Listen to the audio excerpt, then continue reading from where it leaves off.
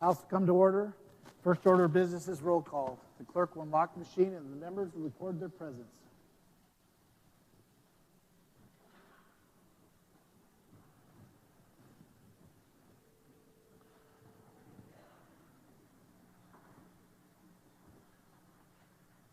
Has every member recorded their presence? Good job, Representative Galloway. Clerk will lock the machine and record the roll. 68 present, 2 absent, excused. Majority being present, the House is now ready to do business. The House will now advance the second order of business, prayer by our good chaplain Tom Doherty, followed by the Pledge of Allegiance today by Jameson Harper. Will the members and our friends in the gallery please arise? Today's quote is by Marcus Aurelius, the Roman emperor from 161 to 180 AD, a few years ago. He said this: "When you arise in the morning, think of what a precious privilege it is to be alive, to breathe, to think, to enjoy, to love."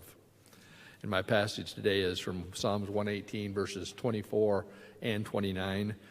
"This is the day the Lord hath made. Let us rejoice and be glad in it." My dad would say that all the time growing up. Then, "Oh, give thanks to the Lord, for he is good, for his mercy endures forever." Let's pray. Dear Heavenly Father, thank you for another day to be alive, another day to make a difference in someone's life, another day to enjoy this wonderful state. Dear Lord, I know it's easy to look at the struggles we have and the issues we deal with, but I pray we all can take a moment and thank you for each other and for our families and for the joy it is to live in the United States of America. We are truly a blessed nation, and I pray our nation will look to you for strength and guidance each day. I pray, dear Lord, that you would be with our nation's leaders, the Senate, the House, and for our president and vice president as they lead. Give them a heart for all people and to be with all the decisions that are made that affects each of us. Thank you, Lord, for our legislative body in Idaho and all they do. Walk with us day in and day out. I rejoice in this day, and I pray you will be with every one of us to do our best to make Idaho great. In Jesus' name, amen.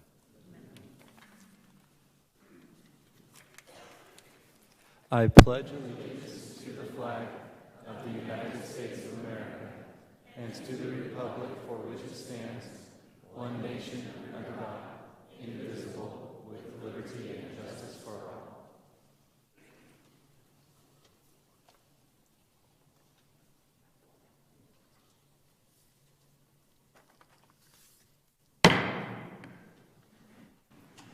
House come to order. The House will now advance to the third order of business, approval of the journal. The House is at the third order of business.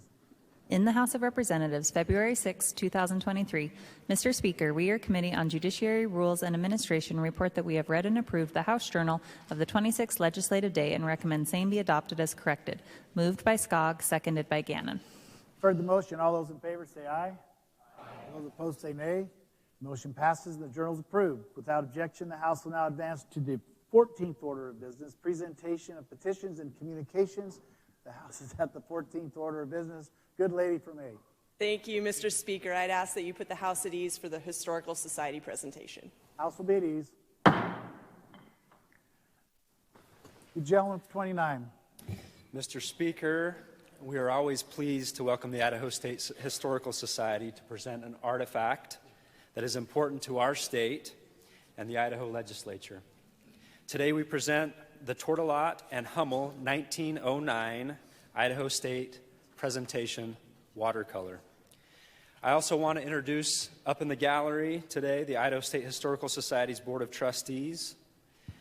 We have Chairman Bill Butici, members Paul Smith, Jim Johnston, Dr. Cheryl O'Brien, Amy Canfield, Dr. Amy Canfield, Don Pichner, and Marianne Arnold.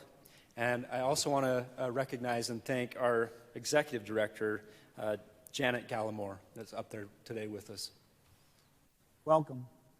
So this Tortolot and Hummel Idaho State Capitol presentation watercolor that's now up in the well is dated 1909 and was one of a half dozen watercolor perspectives for the proposed east and west wings of the new Capitol building, presented in December of 1912.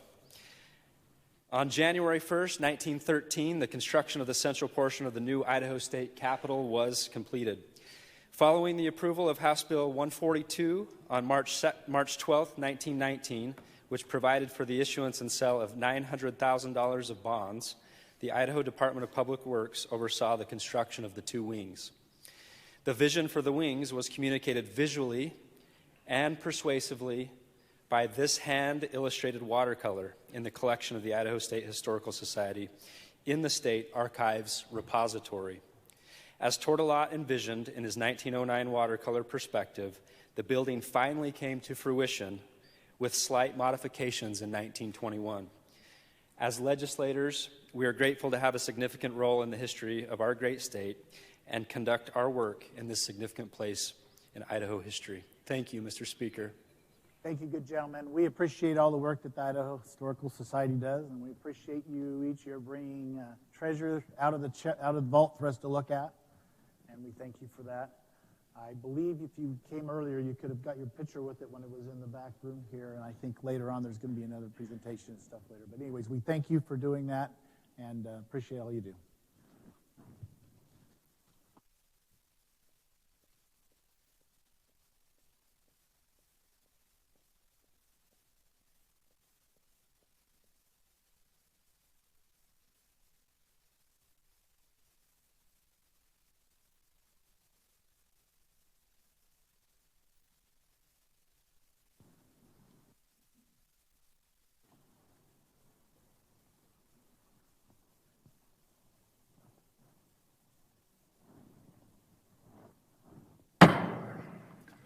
House be in order.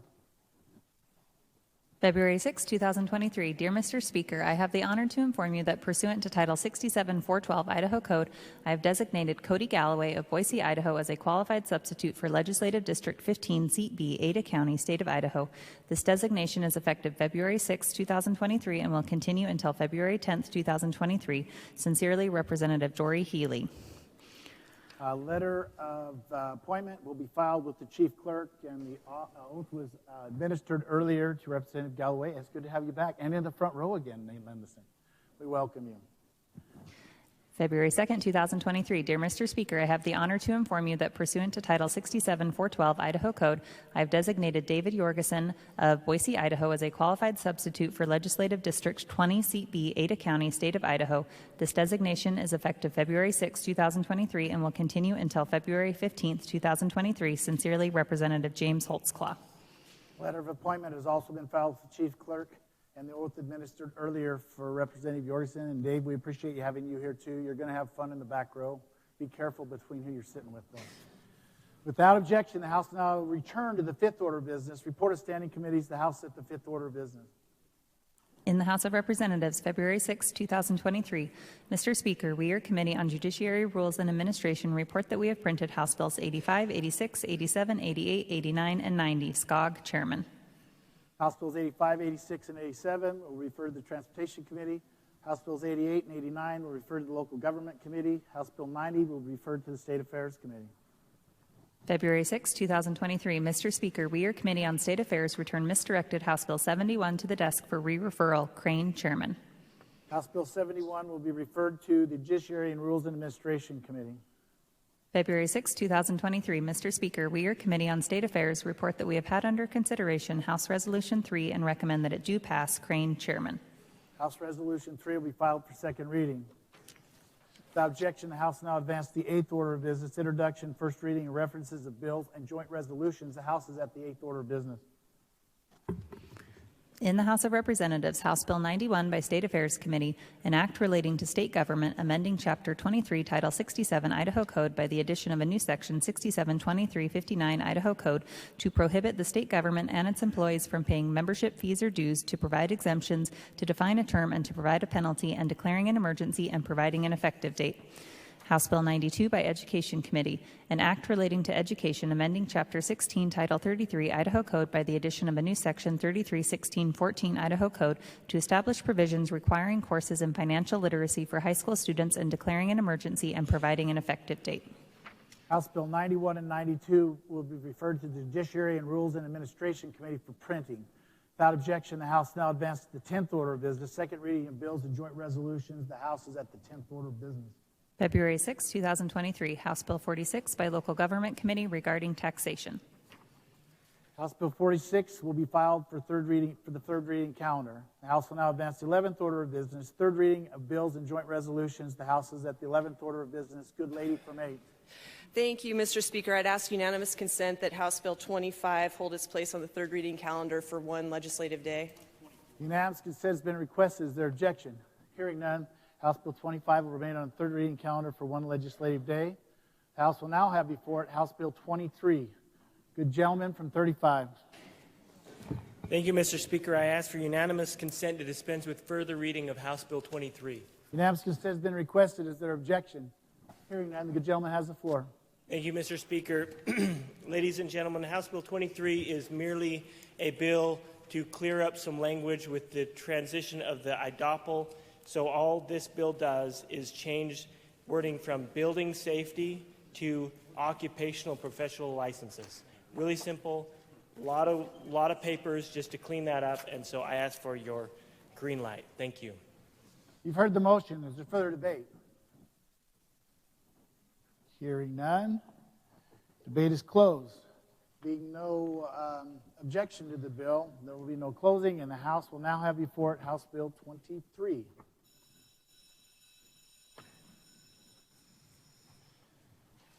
Clerk will unlock the machine. The members will record their votes.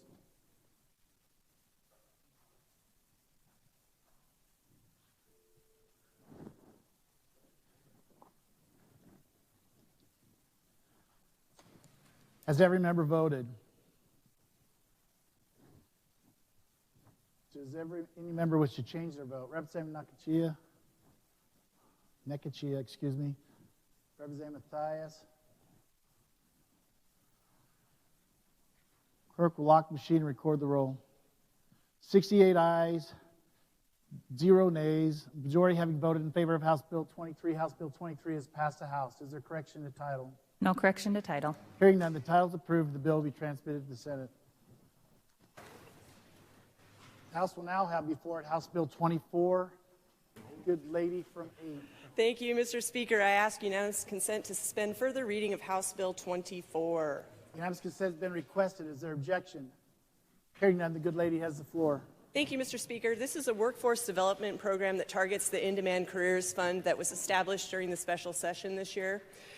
What it does is it uses the current Idaho launch program that is, it goes through the Workforce Development Council. So when you look at this, don't think scholarships, think jobs, not diplomas. So what it does is it targets in-demand jobs through the Workforce Development Council and is reviewed annually to make sure that it's targeting the proper places in the marketplace. There's a prioritization based on the pursuit of in-demand careers, and then there's a secondary emphasis on financial need. Students must also use Next Steps Idaho before they can apply for this grant. And that's important because the whole concept is to get these students into careers that they love, rather than just targeting a straight-up job that they might not care for. So through Next Steps Idaho, it's a lot like an aptitude test that you may have taken when you were in middle school or wherever, and to try to find out the things that you like and the things that you dislike. For example, you want to work outside, you want to work inside. You like numbers, you don't like numbers. And so that's one key component of this that gets them into the Idaho Launch Program to target the market jobs. The grants expire 4 years after high school graduation or an equivalent certificate. So if you have a question about whether this is applies to homeschoolers, yes, it does. We just need the equivalency of the high school graduation. There are also exemptions for health or for religious exemptions if, say, you want to go on a mission. So those things, they can put it on pause and still be able to use it past those 4 if they get the exemption. There is also in this program a capacity for reversions. So that means if a student goes ahead, enrolls in a program, and either drops out, does not complete for whatever reason, or moves out of state, then we can take that money back. The taxpayer funds come back to the state so that they can then be issued again to another student. So there is the payback component of this bill as well. The funding mechanism, as discussed earlier, was the In-Demand Careers Fund, but this funding is 100% determinant on legislative appropriation. There is no set amount. It's always, with any fund, for those of us who have been around for a while, we've seen it happen, is that the legislative appropriation is what applies to the fund, and then that can change with the need of the program. The funds can be used, well, the base grant is $8,500, and the funds can be used by training providers as recognized by WOA, which is a federal act. They can also be used by public post-secondary organizations, and it is now much more inclusive than the current programs that limit you to only 2- and 4-year institutions, and that's the Opportunity Scholarship. Please be aware, this does not deal with the Advanced Opportunities Fund. The Advanced Opportunities is the dual credit program the state of Idaho runs for high school students, so that is independent from what we're doing here. As for the programs, there's a preference that will be provided for programs that have a money-back guarantee because, like I said, this is about jobs, not diplomas. What we're doing is trying to fulfill our workforce needs and get kids into jobs that they love. The grant funds can be used on a broad array of programs, and one thing I think that we need to remember is that what we're looking at is a helping hand, not a handout. When you look at the price of some of these programs that are post-secondary programs but not necessarily a 2- or 4-year institution, you have lineman school is at $18,000, massage therapy school $10,000, pilot school $40,000, dental associate school $22,000, welding $19,000. What that means is that every student that enrolls in these programs still has to have some skin in the game. The state of Idaho is not going to pay for the entirety of the program, but what this does do is targets those kids who have never been helped before. They never had the opportunity for any help. In the past, we've helped kids with financial need, with great grades, all of those things. This targets those kids that want to participate in post-secondary training that isn't a 2- or 4 institution that can't get scholarships or anything for those programs. So that's why we're providing the $8,500 grant. This program focuses on meeting the needs of both graduating students and the growing Idaho economy. This is a reinvestment in Idaho. We're using Idaho dollars to invest in our students who then turn around and invest back in Idaho. There's studies that have shown, because I know there are people who are concerned, there are studies that have shown that people tend to work within their training area. So a scope of 50 miles perhaps of where you've been trained, that's where you tend to reside and work. You don't tend to move. That's why there is the requirement that the training program has to be in Idaho to encourage Idaho students to take the Idaho jobs. This meets some long-standing legislative priorities as well, some things we've talked about for years. We're talking about being able to improve the go-on rate in recognizing that there are lots of ways to go on and contribute to the Idaho economy, and that it's not just diplomas that should be considered as far as going on. This addresses specifically increasing our workforce development. That's always been a target and priority, and this addresses it specifically. It also increases access to training to Idaho jobs. Right now it's fairly limited and funds are limited. This opens the scope of what kids can do as far as post-secondary training. With that, Mr. Speaker, I'm sure we're going to have some spirited debate. I look forward to listening to it and would hope for your green light. Thank you, good lady. You've heard the motion. Is there further debate? Good lady from 2. Thank you, Mr. Speaker. Would the good lady yield a question? Lady yield? Happy to. Lady yields. Thank you, Mr. Speaker. Good lady. I'm concerned that this is only for in-demand careers. Can you tell me the types of careers that would not be included with this bill? Good lady for 8. Thank you, Mr. Speaker. As we don't have the program in place right this second as far as the in-demand careers for this component, and it is cyclical, it's annual that they do the review of what the in-demand careers would be. There is no career excluded at this point. It just depends upon what the careers are that are available within the market economy at the time. Lady from 2. Just a quick follow-up on that. Follow up. Thank you. Yield. Lady yields. Lady yields. Thank you, Mr. Speaker. Good lady. So you're saying we're going to fund something, but we're not quite sure exactly who's going to get funded with it, which careers will be funded with it. We don't know at this point. I'll just add to that. You could expand, like, who gets to decide? Lady from 8. Thank you, Mr. Speaker. The Workforce Development Council is the one that determines what the in-demand careers are, and they're the ones that review the labor data and the market data annually to make sure that they're targeting the in-demand careers. Depending upon the funding level, that gets out of the legislative appropriation, that will increase the scope of what's available because that's directly tied to the funding level that we go ahead and appropriate. That's why I say no careers are excluded. What we're doing is looking at the workforce as it changes year over year. Thank you. Is there further debate? The gentleman from 30. Thank you, Mr. Speaker. To debate the bill. Gentleman has the floor.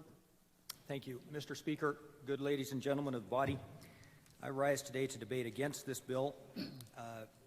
I graduated with an undergraduate degree in economics 30 years ago, and I don't remember a whole heck of a lot about the things I learned in my economics program. But one thing that I emerged with was a love of and respect for and trust in free markets. And today I think that I have about 2 or 3, because they're kind of interrelated, problems with this approach to addressing a problem in our economy, but they center around this enduring belief in free markets that I have. Free markets are one end of the spectrum. On the other end of the spectrum would be what's called a command market. Free markets allow supply and demand to interact with each other to find an equilibrium. Command markets have government bodies that look at and assess and study and define what the equilibrium point should be.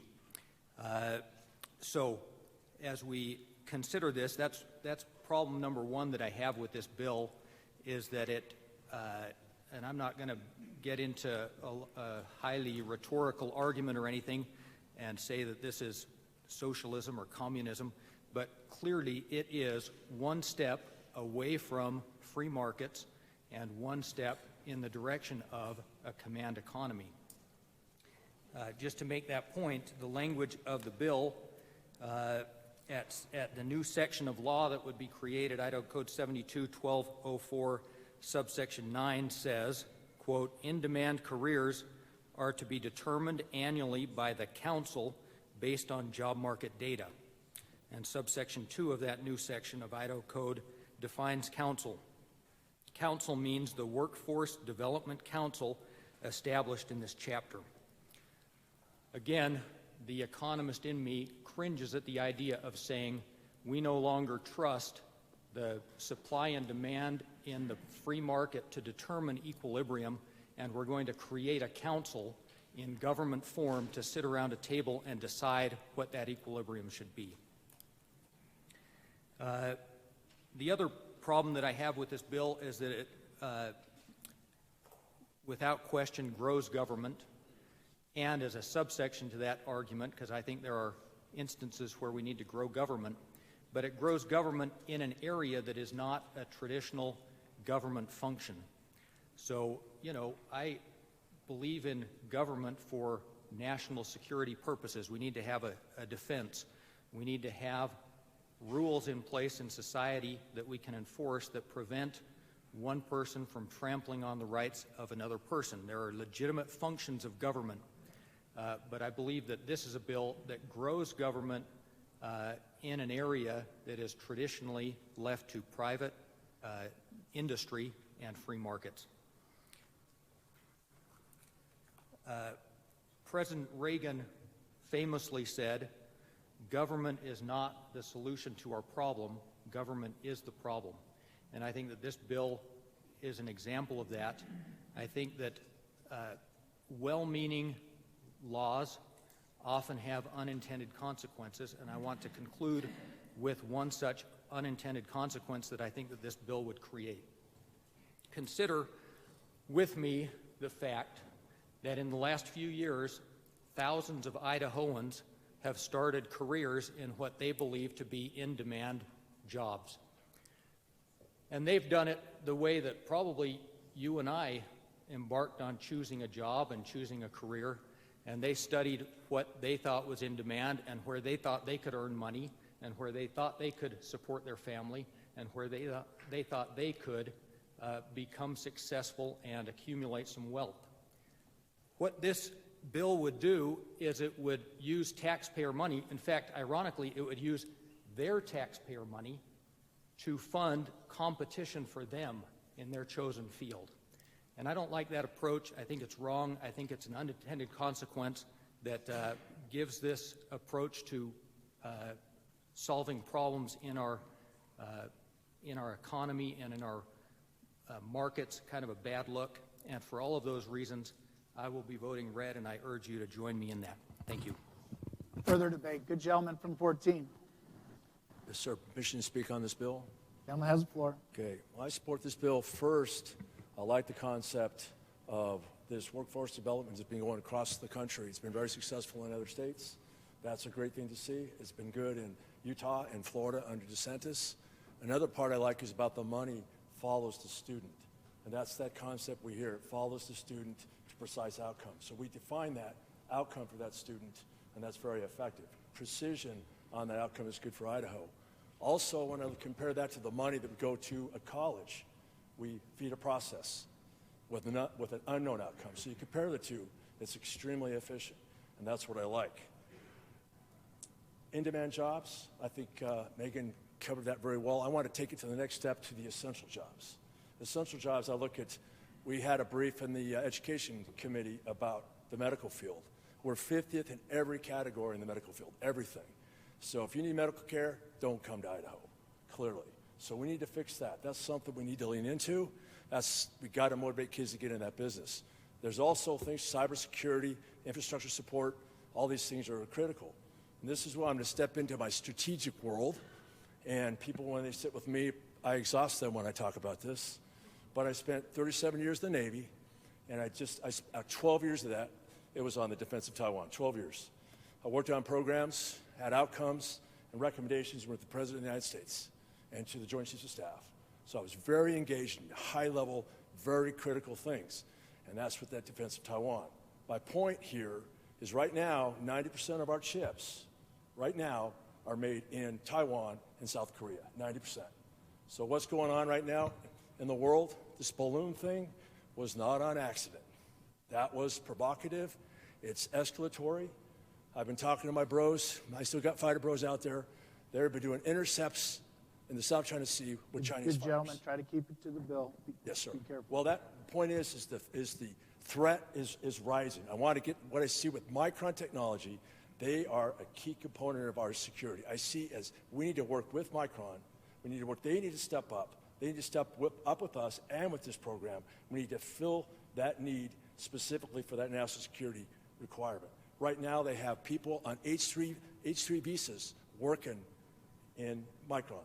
We can't even fill it with Idaho workers. So that is kind of the overarching step that puts me over the edge. Whatever we can do, this is a key component. The complacency, we got to get Micron, that critical element. We can do that here. We can feed that industry. I think it's going to be an excellent opportunity. This is just one additional component. I think this bill has a great return. Thank you, sir. Thank you, gentlemen. There's a further debate. Good lady from 6. Thank you, Mr. Speaker. I am rising to debate in favor of the bill. Good lady has the floor. Thank you. So, good folks here. I am sitting right now on the Workforce Development Council, and I want to reiterate that the launch program, this is not new. This is not a new program.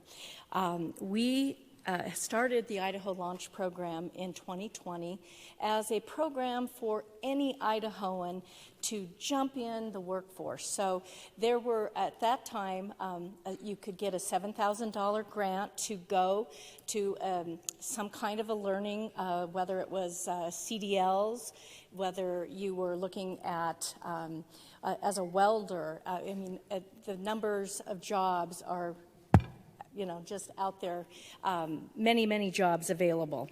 And this program has been so successful. They have a 95% complete rate with this program. The Workforce Development Council has obligated $12.5 million to this point from 2020, and only $22,000 of that is going to have to be collected that they're working with a few people to have to pay back that did not utilize the funds that they got. That is a huge return on investment. So we need to look at that. This is not new.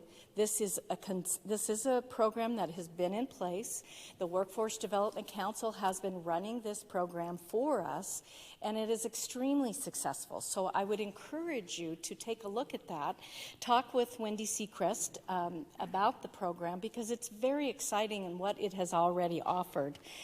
There's been 1,421 people in the transportation realm that had signed up, 1,144 in construction, 652 in the medical field, 153 they say other, 128 in education, 126 in business, and 97 in technology. It is working. And now this launch program would expand to our high school students. So the first program, it was basically to say, how is this going to work? And it has been so successful.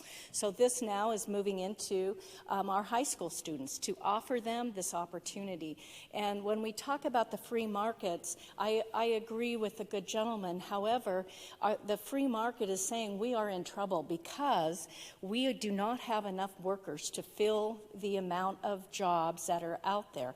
And we've got a lot of workers and kids who can't afford to go to college. So we're going to be able to offer this $8,500 grant to a student who wants to get a CDL, because those monies to pay for those types of training are not covered under a Pell Grant or another kind of a grant from our government. And so this is our state's opportunity to grab some more of our workers, get them into the pipeline, get them into the job force here in Idaho. And we know from experience when many of these jobs are completed that they stay in Idaho and become a citizen who is contributing back to our economy, paying taxes. They get a job that they can afford to buy a home, that they can further on with their family. So I believe this is such a critical bill for the state of Idaho, and I would so encourage your green light. Thank you very much. Thank you, good lady. Is there further debate? Good lady from 30. Thank you, Mr. Speaker. I tried really hard. For what purpose do you rise, good lady? To debate against the bill, Good Mr. lady Speaker. has the floor. I was trying really hard to go back to back with my seatmate over there, and it's just too exciting of a topic. So just a few thoughts. We always need to ask when we establish a new policy, what's our objective? And then we need to make sure that the policy that we establish is actually going to meet that objective, because otherwise we're not doing our job here in the legislature, right? So I've been asking myself, what is the purpose of this program? If the purpose of the program is to fill vacancies in needed workforce opportunities, then this bill misses the mark on several counts. First of all, centrally planned economies generally struggle to fill vacancies because they're way too slow to respond to the market. The free market is the best way to give this flexibility that's needed to fill those in-demand careers as quickly as possible. Second of all, this model actually is going to restrict the training opportunities that our students are incentivized to use in order to fill those positions. This legislation limits our students to training provided by Idaho schools, Idaho-approved institutions. In a day and age when we have all kinds of startup, online, and innovative ways to fill these positions and to get this training, we're going to limit students and create a bottleneck in terms of where all of the funding is going. And I think that's problematic. Third, this bill, from everything that I can see, ignores our most valuable employment resource. We just talked about previous launch focus on our non-traditional students. Yet all of this funding is going exclusively to our high school graduates, which are just a small percentage of the individuals that are out there that could fill these careers. Think about all of the people out there who could be upskilled, who could be certified, or could be assisted in completing a degree, and they are not part of this. This focuses only on high school graduates. Why would we do that if our real objective is to fill existing vacancies in the market? So maybe just filling vacancies in the market isn't our primary objective. Maybe our primary objective instead is to help Idaho graduates. Those students, those wide-eyed students that are just coming out of this siloed educational experience for the first time, and the whole world is going to open up in front of them, and they're not getting there for some reason. Well, do we need to help those students because they don't have financial resources? If we're talking about the opportunity to go to college, my answer is no. Those students don't struggle because of a lack of financial resources. And the reason I say that is students have Pell Grants. They have so many opportunities available to them in our four-year institutions that I would argue that money isn't the primary obstacle that most students face. And I say this as a mom who has five college-age students, including one who's just completing a master's degree here in the next few months, and one who just graduated from high school. None of my kids have struggled to get a higher education because of a lack of finances, and it's not because mom and dad are paying all the bills. So if it's not money, what is it that we think we need to help these high school students with? Well, maybe it's the aptitude test on the Department of Education website that they all need to go through. But I'm not convinced of that because there are a lot of great aptitude tools out there. So then I look at the big picture and I read this bill and I think about my kids and I think, boy, would I encourage my kids to apply for an Idaho launch grant? And I wouldn't. And this is why. If they take that money, they're going to find themselves significantly limited in terms of time frames and in terms of their flexibility to change course if they need to. My kids have not graduated from high school and gone straight to college and finished a four-year degree. If they apply for an Idaho launch grant and they decide that they're going to take a year off and work, or if they decide that they want to serve a mission, or maybe they just have a serious health issue that comes up and they need to take a break. Well, now they have to get that approved, or they have a risk of having to pay this back. So I look primarily at page 3 on lines 40 and 41. And I see here an attempt to incentivize a positive outcome that I think could really come back to haunt some of our students. Unsatisfactory academic progress, expulsion, or transfer to an out-of-state program prior to attainment of a credential or degree. Now, we're told that this grant program is not really for the purpose of worrying about degrees or certificates. It's only about filling jobs. So why do we care? Why do we make them pay it all back if they don't finish the certificate or the degree that they started out in pursuit of? For me, that's a big problem as a mom.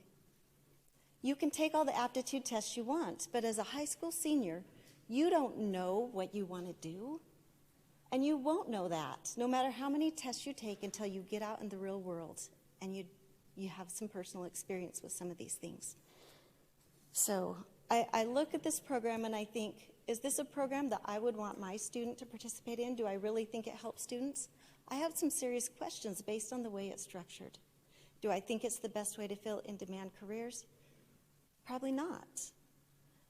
And it's coming at the cost of taking a step away from the free market that my seatmate has talked about. So for those reasons, I will be a no on this bill. And I think that we need to be more clear about what it is we're trying to accomplish and make sure that the provisions that we've outlined actually accomplish the goal that we're seeking to attain. Thank you, good ladies. Is there further debate? Good gentleman from, I can't see your number. Thank you, 28. Mr. Thank Speaker. you. Sorry about that. Mr. Speaker, I rise to debate on this bill. The gentleman has the floor.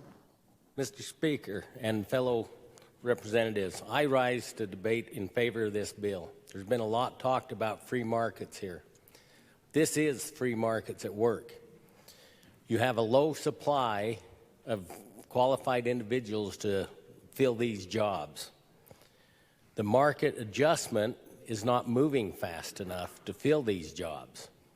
This launch program will take care of that by opening the pipeline to allow these students to find the technical ability they have to learn more and to fill these jobs. As for having to pay the money back if it is not, if they do not receive a certificate, I have always taught my kids that if they start something, to finish it. I think this is just the good way to enforce this and to encourage them to finish what they start. They are not locked into this career. They are able to change careers after this, and hopefully that is what happens, is they fill this career, and if they don't enjoy the career that they are doing, they move on to another career. My second child was a junior in civil engineering. He changed this year to become an electrician. As a father, was I happy with that? Yes, I was, because I want my kids to be happy. And if you're working in a job that you're happy with, it's not work. He came home and told me and expected me to be upset, but I was not. This is a good bill for the youth and the state of Idaho. I urge you to vote for it. Thank you. Thank you, good gentlemen. Is there further debate? Good lady from 34. Thank you, Mr. Speaker. I stand to debate the bill. Ladies and gentlemen, some of the questions that have come up over the course of the discussion about House Bill 24 have gone around, how do we appropriate for this? How do we plan for this? And I would direct your attention to page 3, lines 48 and 49, where it speaks specifically to the point that the legislature will be the appropriator for these funds. So what does that mean for us as we look down the road and we're planning in the long term? It means that every year we will come back to this building and we will get to make a decision about what we believe we can do in terms of appropriations for this program. That decision can be based on a range of issues. It can be based on our sense of whether or not the program is proving successful and generating the results that we would like to see from this program. We can also look at our other priorities and the other commitments that we have to other services and needs within the state, and we can judge accordingly. We get the chance every single year to assess the quality of this program and make adjustments. That is at the discretion of this body, what we do going forward from an appropriation standpoint. So please do not go into this thinking that we are signing a blank check. We are not. Every single year we will come back, we will have the debate, we will have the discussion, we will go over the data, and we will determine what is in the best interest of Idaho as it relates to this program for appropriations going forward. I encourage your green light. Thank you. Thank you, good ladies. A further debate. Good gentleman from 6? 7. 7. Gotcha. Good gentleman from 7. Thank you, What purpose do you rise? To debate the bill. Gentleman has the floor. Thank you. Boy, there's so many things I want to say. I hope I can get it all out. You know, we are the only shield for the taxpayers of Idaho. Think about it. There's all these good ideas and things that we have, but yet, who's looking out for the taxpayer? And this is one that, it's a great idea. It sounds tremendously beneficial, but my biggest concern was from the people that called me about their property taxes. And I know this isn't related, but it's taxes in general. And this just seems to be an overreach of government, that this is something that we should not go down this line. Where does it stop? What's next? You know, I mean, my gosh, we could put everybody through college and, you know, life would be beautiful, but that's just not how it works. You know, this is something that we just need to not do in Idaho. This is something Oregon or Washington would do. It's certainly not Idaho. One thing else that I'd like to bring up is I used to do fire damage and water damage restoration. And we decided to move into the asbestos field. So I gathered up a whole bunch of my best employees and I paid for their school to go to Spokane to take asbestos training. Within 1 year, out of those 10 people, I had 2 employees left. They came home and said, "Thank you, Mr. Kingsley, for this education," and off to Seattle, where they were paying almost double what I would. There's nothing in this that's going to keep people in Idaho. So I really think we need to think about this. This is not good for Idaho. And thank you. Thank you, good gentlemen. Is there further debate? Good gentleman from 8. Thank you, Mr. Speaker. What purpose do you rise? I rise to debate in favor of this bill. The gentleman has the floor. Thank you. This discussion, I think, has been very, very illuminating. I appreciate what everybody has said. I appreciate all of the different perspectives. I appreciate our concern for our future, for our present, and for our taxes. I speak today. I was blessed with the opportunity for 20 years to serve in the Air Force, and for 20 years I've been spending the bulk of my time hanging out with seniors in high school. And I have discussions with them on their thoughts, on their desires, on what they want out of life. And it is all over the place. And since I've been teaching for 20 years, every so often I have the experience, and I'll keep this short, I'll just be walking along and somebody will say, "Hey, Mr. Bundy, how are you? Do you remember me?" And I run through my 2,000 faces and we'll figure something out, and I do remember them. And every time I talk to them, I ask them what they're doing with their life. And invariably, they are all over the place. They are in the military, they are truck drivers, they're doctors, you pick a profession. And it's amazing how many times I will remember a conversation where they have fulfilled the dream that they had in high school.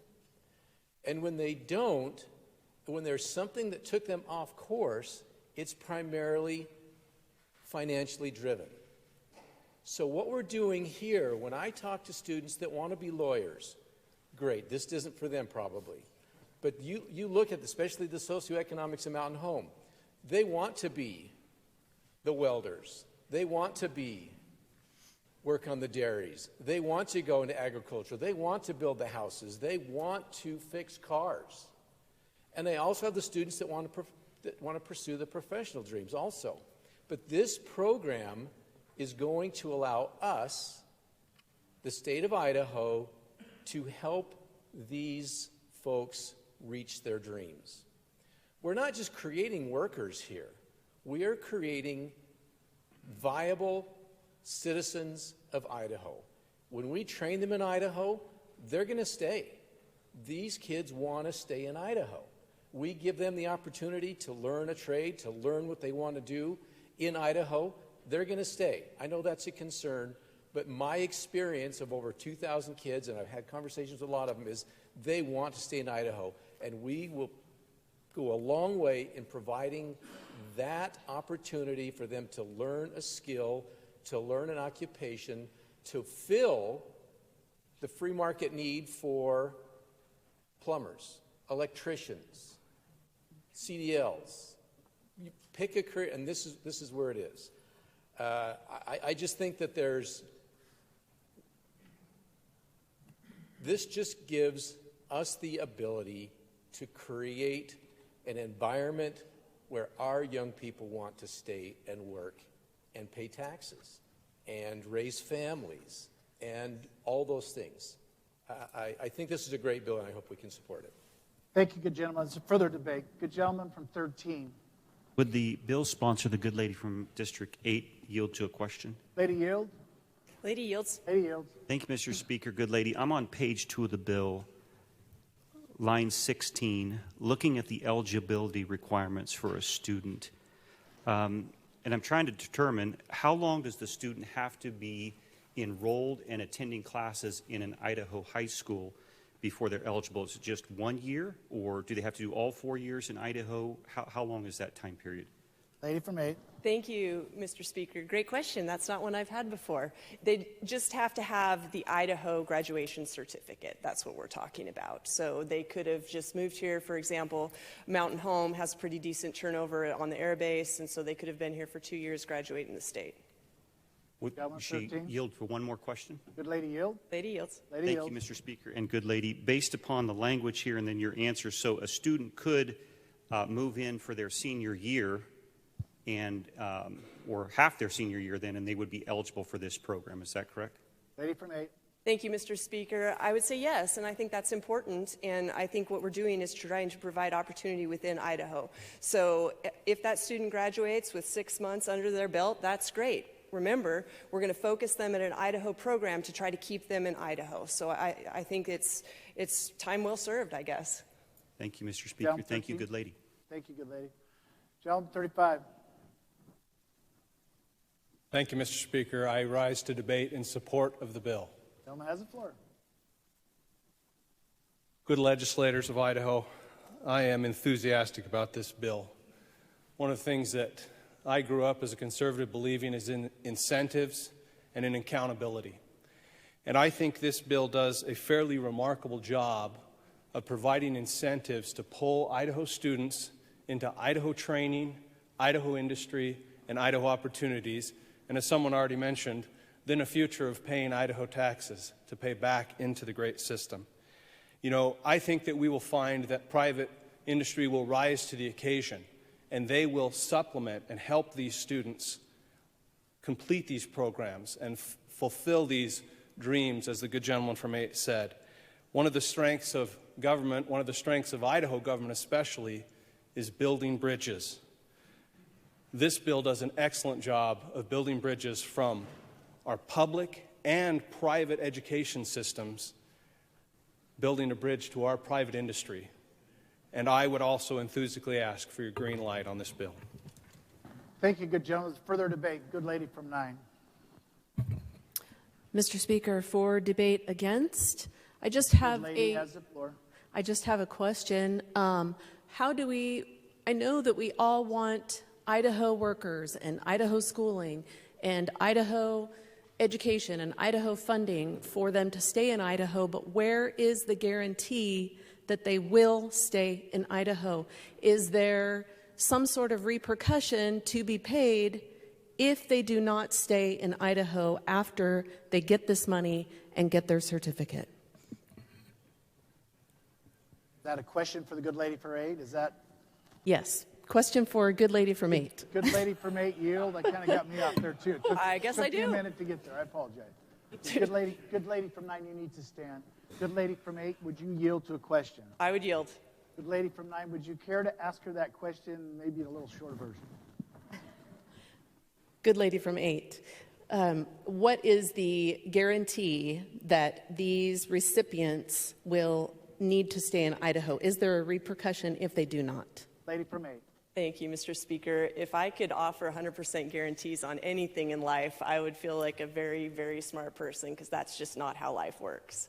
What we do know is people who are trained in Idaho will stay in Idaho, and I thought that was interesting. An example earlier was from someone with a business in Idaho, sent employees to Washington, and then those employees moved to Washington. So I think that that's a good focus of we need to really pay attention to the fact that what we're trying to do is train people in Idaho for jobs that are available in Idaho. Most people don't like to just up and move for fun.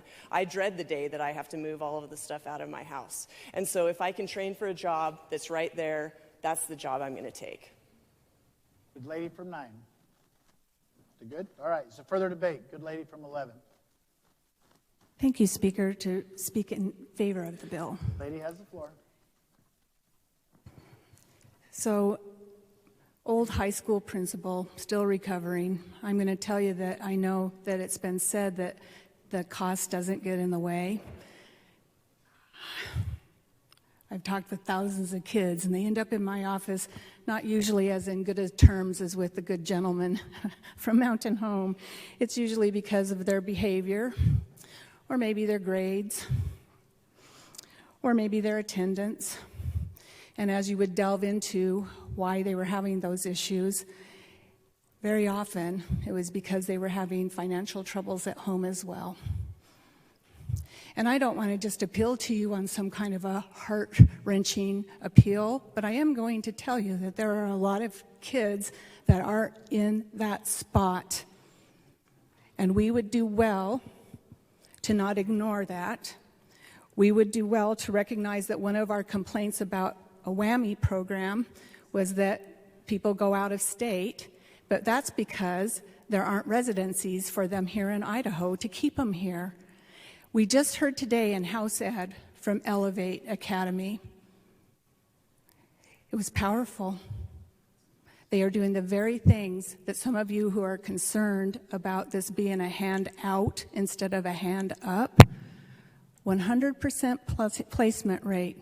At-risk kids who regular public school just wasn't doing the trick for them. One size does not fit all, and we know that. So when we have an opportunity where $8,000, it might as well be $8 million, $800, they don't even have the $80, then we have an opportunity to step up and say we actually do care about Idaho kids having Idaho jobs, to pay Idaho taxes, to give back to that next generation, to promote the general welfare and well-being of this state. And I don't mean welfare handout, welfare, that we all can have a decent paying job, raise our families, and not have to be part of that over 52% that we heard about that say they have to worry about paying their bills all the time or most of the time. We can do better. We have an opportunity to do better. And I would just say, too, there's a young man who talked to me in the hall, and he has an apprenticeship, and he has to promise 5 years of his life. And he said, could this help me? And it can. And we should. Is there further debate? Good gentleman from 2. Thank you, Mr. Speaker. Well, first, the gentleman rise. Rise to debate against this bill. Gentleman has the floor. I have heard fantastic testimonies, actually on both sides. And if we were a corporation in the private world debating whether we were going to take our company's money and spend it into the workforce to increase our business, I would be on board with this. But we're not debating that. The gentleman to my left who debated so well within the proper role of government and free markets, I didn't think there'd be any more debate, frankly. Because that's what we are. I've heard it said here today that we're the defense for the taxpayer. It's our job to maintain the proper role of government and what we were tasked to do. I believe that this bill is an intrusion into the free market and private industry. Industry itself has made a history of having job training programs that have been successful for 100 years. And what we've learned, if we've learned anything from the past couple of years of the virus, is that when we shut things down and we give people money for nothing, they don't want to do anything. I think that when people earn and work and sweat for what they have, there's an appreciation that nobody in here can pay them through to it. I believe that this is a wrong bill at the wrong time, and it's not the proper role of government, and therefore I'll be voting against it. Thank you. Thank you, good gentleman. Is a further debate? Good gentleman from 24. Thank you, Mr. Speaker. For what purpose does the gentleman rise?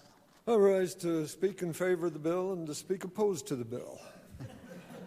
I look forward to it. The gentleman has the floor. Thank you. You know, there's the good lady from 8, you know, there's very little that she said that I would disagree with. There are so many positive aspects of this bill that I think are very good. There's just a couple of principles I think that we need to consider and remember. And one of them, the sideboards that might be on this would be a means test or a needs test. There's a lot of these kids that can go on to school that, quite frankly, don't need any help. And I'm not sure that we should just leave an open invitation for those kids to utilize that help when particularly it might take a seat from someone who really could use that seat. And so I think we need to give that a little further consideration. I think there should also be a means test. When we look at our scholarship programs, the ones that have worked successfully, they require a minimum GPA. And so I think anything that we look at on here that is a 4-year degree or a 2-year degree that goes on to a 4-year degree, I think we need to look at the GPA, that there needs to be some consideration of the motivation of the student, their history, the opportunity for success. So I think needs and merit are things that we really need to look at. In this bill, really the only thing that a student needs to have done is graduated from an Idaho school or an equivalent graduation. And if I read it correctly on page 2, line 25, there's a requirement for next steps under eligible students. And that's a program I think that has a lot of capability and that we need to further expand in terms of helping students identify. Particularly, I'm a fan of doing aptitude tests. I think every student should have the opportunity to gain some counseling, some aptitude tests, and particularly when they're younger, 5th, 6th grade, when they're beginning to shape how they view life and the directions they might go and the education, the interests that they might consider along those lines. I think a lot of what we want to achieve here is actually illustrated in the Opportunity Scholarship Program that we have, that exists now, and that, interestingly enough, this bill would sweep away. So I just want to give you a feel about what's in place now. These scholarships are based on 70% needs test and 30% merit. And don't ask me exactly how they do that because I'm not sure. The kids that graduate in 4 years under the scholarship is 42%. Under the other class is basically the kids with the similar GPAs, similar age, all those kinds of things. So it's a good test group. The other kids graduate at 31%. The ones that complete in 5 years under the scholarship is 61%. Under the other group is 48%. Under economically disadvantaged, the graduation rate is 47% versus 41%. Under Hispanic, the graduation rate is 15% versus 12%. Female versus male is 44% versus 36%. And I don't know what happened to these guys. We're going to have to spur them up a little here. In 2016, the 4-year bachelor's program under the scholarship was 36%, and under the other was 26%. So what I'm asking you to consider is what incentivizes kids, what happens to kids. Why do these kids do better under this scholarship? How does it draw students to a scholarship, and how do they perform better? Here's a couple more categories. On disadvantaged, I don't know what all goes into that category beyond poverty and some other limitations there. Under the scholarship program, it's 45%. Under the regular program, it's 16%. Isn't that interesting? Under the Hispanic, who apply for these scholarships, it's 15%, and under the other program, it's 5%. So under these scholarships, and I would submit to you that there's a whole bunch of these kinds of kids are the kids that we would like to see come into this program. We want to see those kids that if they get out of high school, we provide them an opportunity for that next point in their life. So many times, a lot of these kids get out of school, they go to work or try to go to work and simply fail because of lack of opportunity, lack of family background, first generation never gone beyond high school. A lot of those parents didn't graduate from high school. So I understand that we're providing something there that is missing, and we need to make that work. What I am asking you to think about is we have a program in place that makes this work, that utilizes this. The other thing that it does, it's an academic program. It's not limited to just workforce. I'm not criticizing that limitation to workforce. I'm saying we need both. We need the opportunity for academics that lie outside of the selection and the bounds of the workforce demand opportunities.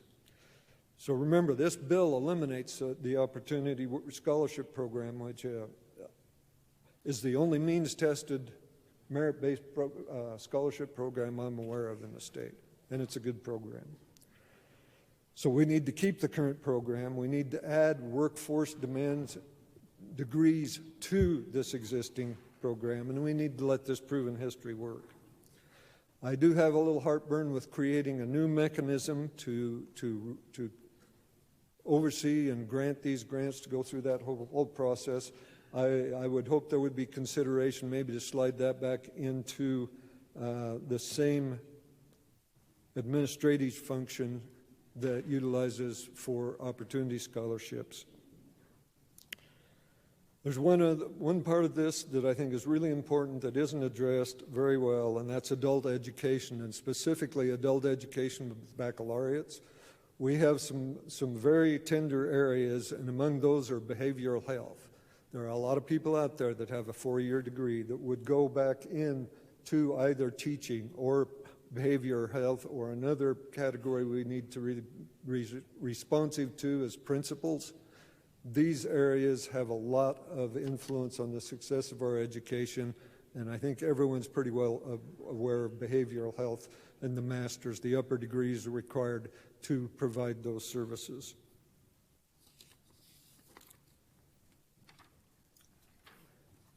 There is nothing in here that provides faculty or equipment or infrastructure for high schools. That's where this needs to begin. Workforce training needs to begin in high schools. When we look at ag shops and ag teachers, you can see all kinds of successful programs. We need to reinforce those programs. We need to provide them more opportunities to expand those programs, give them local control to provide the training that they want to, that their communities are asking for, whether it's farmers or health workers or technicians or loggers, as we saw in a presentation just a while back. We need to provide them with the ability and the opportunity to provide that on a local basis.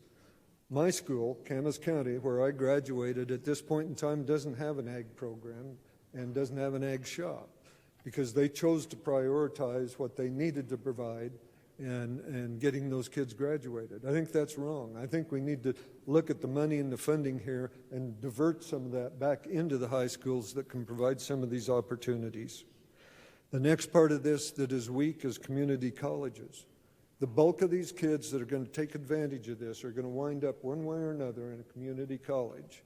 And a lot of the programs that they're going to go in, those programs are full now. We need to provide, again, infrastructure and HR, faculty, to open up that pipeline, if you will, to provide a place for these kids to go. I think this program requires a 5-year sunset. I think we need to take a look at this, put a sunset on it. It forces us to reevaluate it. It forces us to look at the outcomes of how this works. We have the opportunity to control funding, and we've talked about that in terms of every year this comes back to be reappropriated. But more than that, we need to evaluate the outcomes of what's actually occurring, how that works back into the workforce demand, and adjust to that. So, Mr. Speaker, as much as I like so many things about what are happening in this, we need to rebuild this bill and make it work right. So I would ask for your red light on this and give us an opportunity to make this work correctly. Thank you, good gentleman. Good gentleman from 31. Thank you, Mr. Speaker, to debate the bill. Gentleman has the floor. Thank you, Mr. Speaker.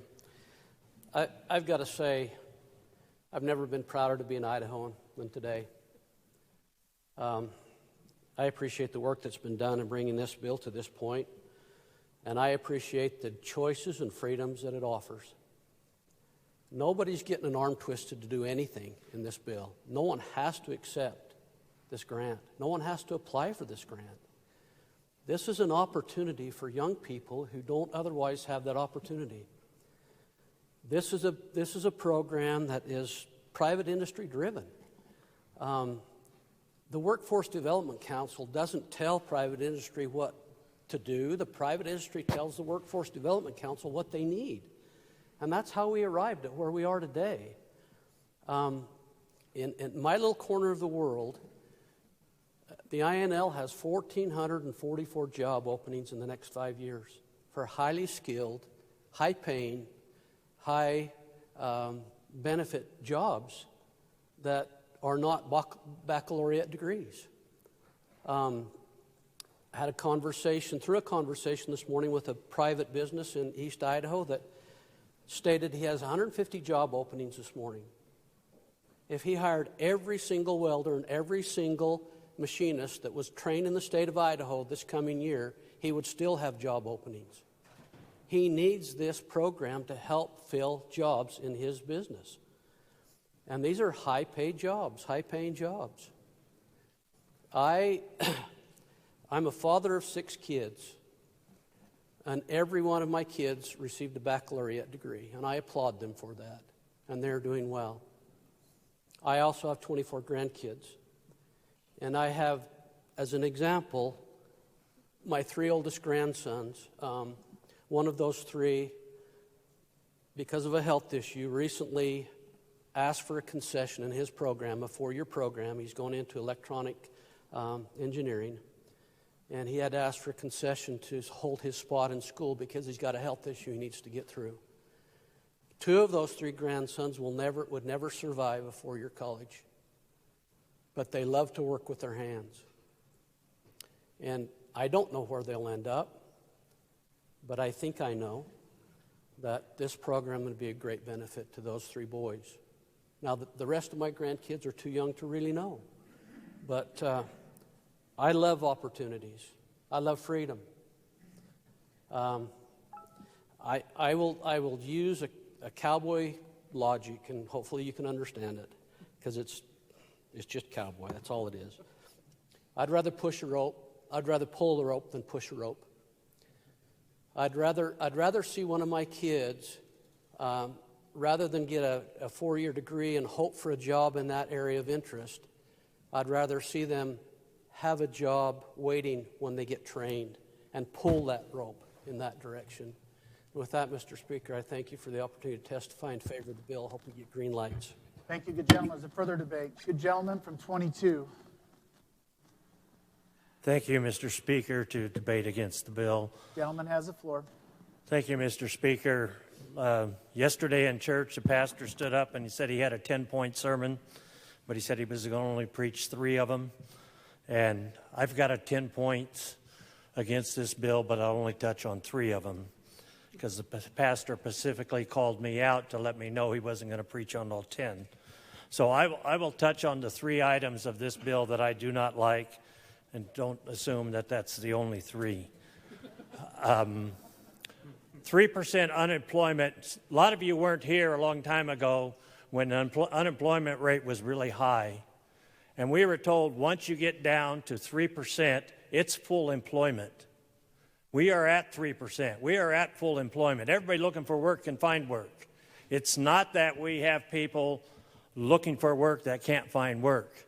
There are jobs out there. There are jobs that exist. So if we think we're going to solve the unemployment or the employment problem, we're not, because we're basically at full unemployment. The other argument in this bill is if we just train them in Idaho, they'll stay in Idaho. I can tell you all 3 of my kids went out of state to get their college education. They all live in Idaho. My oldest granddaughter went out of state to college. She's in Idaho. It's a false perception that just because we train them in Idaho, they're going to stay in Idaho. People like Idaho. People come back to Idaho. It's not because that's where they're trained.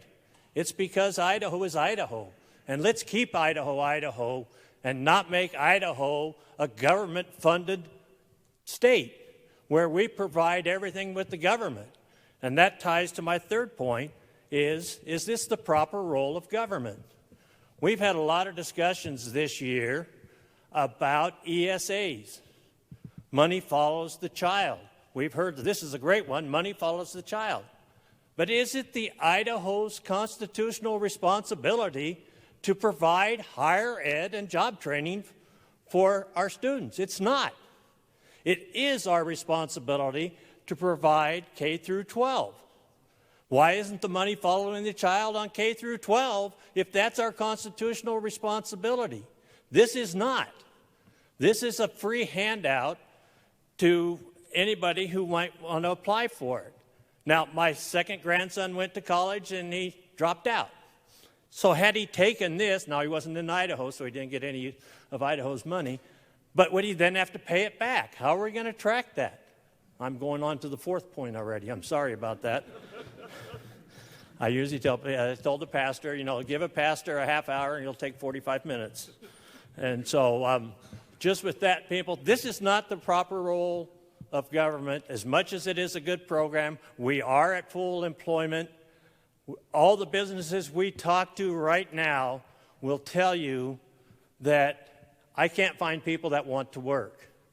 My son had somebody quit the job of one of his businesses, and Department of Labor called him up and said, what can we do to help you get the workforce, get people in there? He says, just give me somebody who'll show up. I'll train them. And that's some of the responsibility of the businesses we have in Idaho. If we can get people to show up, we'll train them. They'll learn the trades. I found people that go into welding, they'll get a job before they even finish at CWI. They don't need this because the jobs are there, and the people that are looking for it, the people that go into training for a mechanic, the Caterpillar people will hire them before they're done. So the opportunities are there, and I just don't think it's the state's responsibility to spend this money in this way. Let's spend it on what our constitutional responsibilities are and not move forward out of our field of where we're supposed to be with taxpayer money. Thank you. Thank you, good gentlemen. Is there further debate? Good lady from 4. Thank you, Mr. Speaker.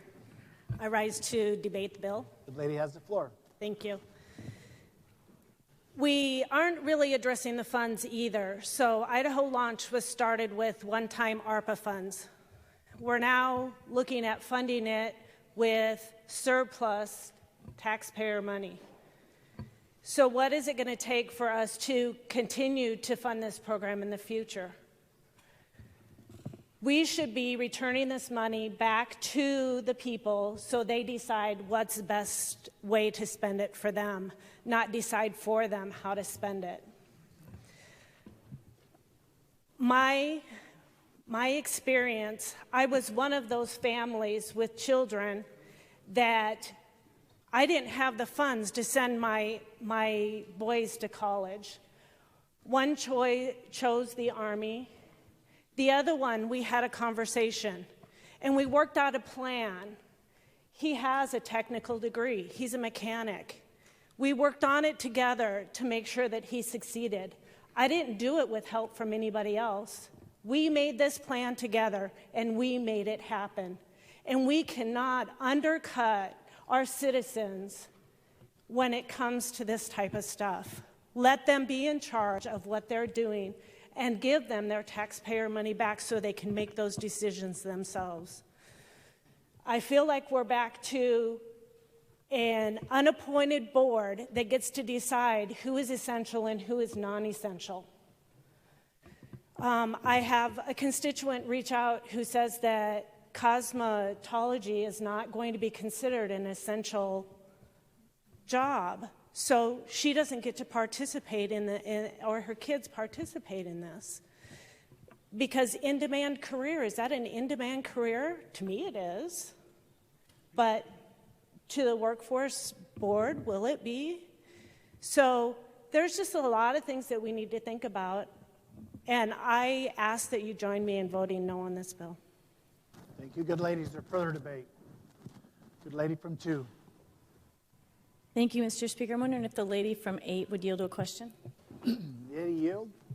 Lady yields. Lady yields. Thank you, Mr. Speaker. Good lady.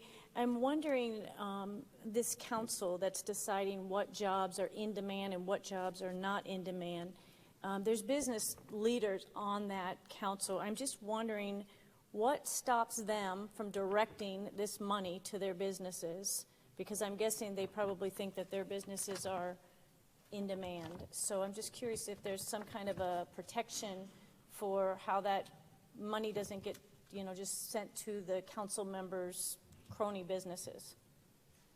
Good lady from 8. Well, thank you, Mr. Speaker, and I hate to cast aspersions on what are very good business people, and I don't know that I would go with the name calling there for the Workforce Development Council. Probably have to be careful with that. But I would say that, no, the members of the Workforce Development Council do have businesses. There's also a representative and a senator. There's some other requirements that we have for the Workforce Development Council, but they're not training centers. And where this money goes, it follows the student. It follows the student that has graduated, is a resident of the state of Idaho, graduates from an Idaho school, or gets an equivalency of a high school diploma, and goes to an Idaho training center, be that University of Idaho, be that CWI, or be that the lineman school that's in Meridian that does training for $18,000. That's the whole point of this. Lady from 2. Thank you. I'm going to debate against the bill. Thank you, good lady. I have a lot of issues with this bill, probably not 10 points, but close. I'm against central planning at all levels. And in this bill, this is centralized planning. This is government deciding what we want the kids to do and how we want them to train. It reminds me of China. That's what they do in communist countries. They basically line out what your future is going to look like. And I don't like that. That's not how a republic's supposed to run. I'm concerned. This seems a lot like the student loan payoff or the Biden bucks that we used to have to just pass out money for students going to college. I think it's very similar to that, and I don't think that's appropriate. I don't like how giving money to some students for training and not others is a good idea. It's like the government's picking who gets to be a winner and who gets to be a loser, who gets to go to school and training and who doesn't. And I guess we keep talking about students and training and all this, but let's be honest with this bill. This is about workforce. It's not about the students, it's about workforce. And workforce is getting the money to the colleges. I would say, I would put an adjective in front of colleges at times, but I won't for this debate, but getting money to the colleges and to the careers. Micron was mentioned earlier.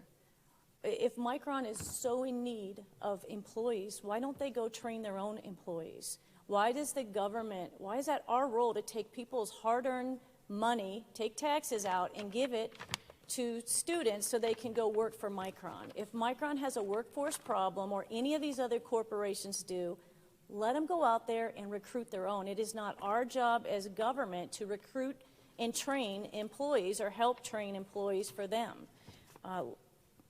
It's not appropriate.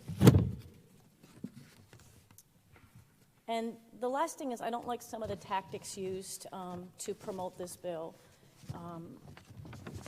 There was, all of us were requested our cell phone numbers not too long ago, a couple weeks ago. And those numbers from the governor's office, the governor has said this is his, or the man from the second floor said this is his bill. Lady, that was not the intention of that, so don't jump to conclusions that aren't true, please. Okay, thank you. I'm not saying that, but I do know legislators that have been called up on this bill to discuss this bill with the man on the second floor. I think that's inappropriate. I think the way that this went through committees was inappropriate. And so I don't like those kind of tactics to get good legislation passed. If it's good, it should pass on its own merits. But I'm not willing to fund corporations and colleges at the expense of my taxpayers and my districts. And I would encourage you, I'm guessing the people that sent you here, they didn't send you here to help support corporations. They sent you here to help get more money in their pockets, because many of the people in this state are struggling from the COVID. So I would ask that you would consider those things in joining me to vote against this bill. For further debate, the gentleman from 5. Thank you, Mr. Speaker. I rise to debate the bill. The gentleman has the floor. First of all, we have been consumed with the details of this bill and how to implement it and who it helps and who it doesn't help, that we've lost sight of our proper role here as legislators. What is the proper role of government? It's been addressed several different ways. The first duty of government is to protect our rights. The second duty is to provide justice for all, not those who are needy, not those who we think can benefit from taxpayer money. It's justice for all. If you were given a bonus by your employer, you as an individual, or a corporation for that matter, if they find a windfall, do not just go out and spend it on the first item that comes up. We, as individuals and as corporations, put together a budget. There's always the ranking of important things. There's things that a corporation needs to do in order to stay in business, to ward off competition. So there's the haves to haves. In our private budgets, we have to have certain things. We have to have food, shelter, clothing, transportation. Then there's those things that would be nice to have, and those are things that would be fun to have. And we have to rank all of those issues in the order that we have money to pay for it. If we didn't have this bonus, this so-called surplus funds, would we go out to the taxpayer and ask them to have their taxes raised for this? I think the answer is no. The only reason we're spending this money is because we have an apparent surplus, which is not a surplus, it's an overcharging of the taxpayers in the first place.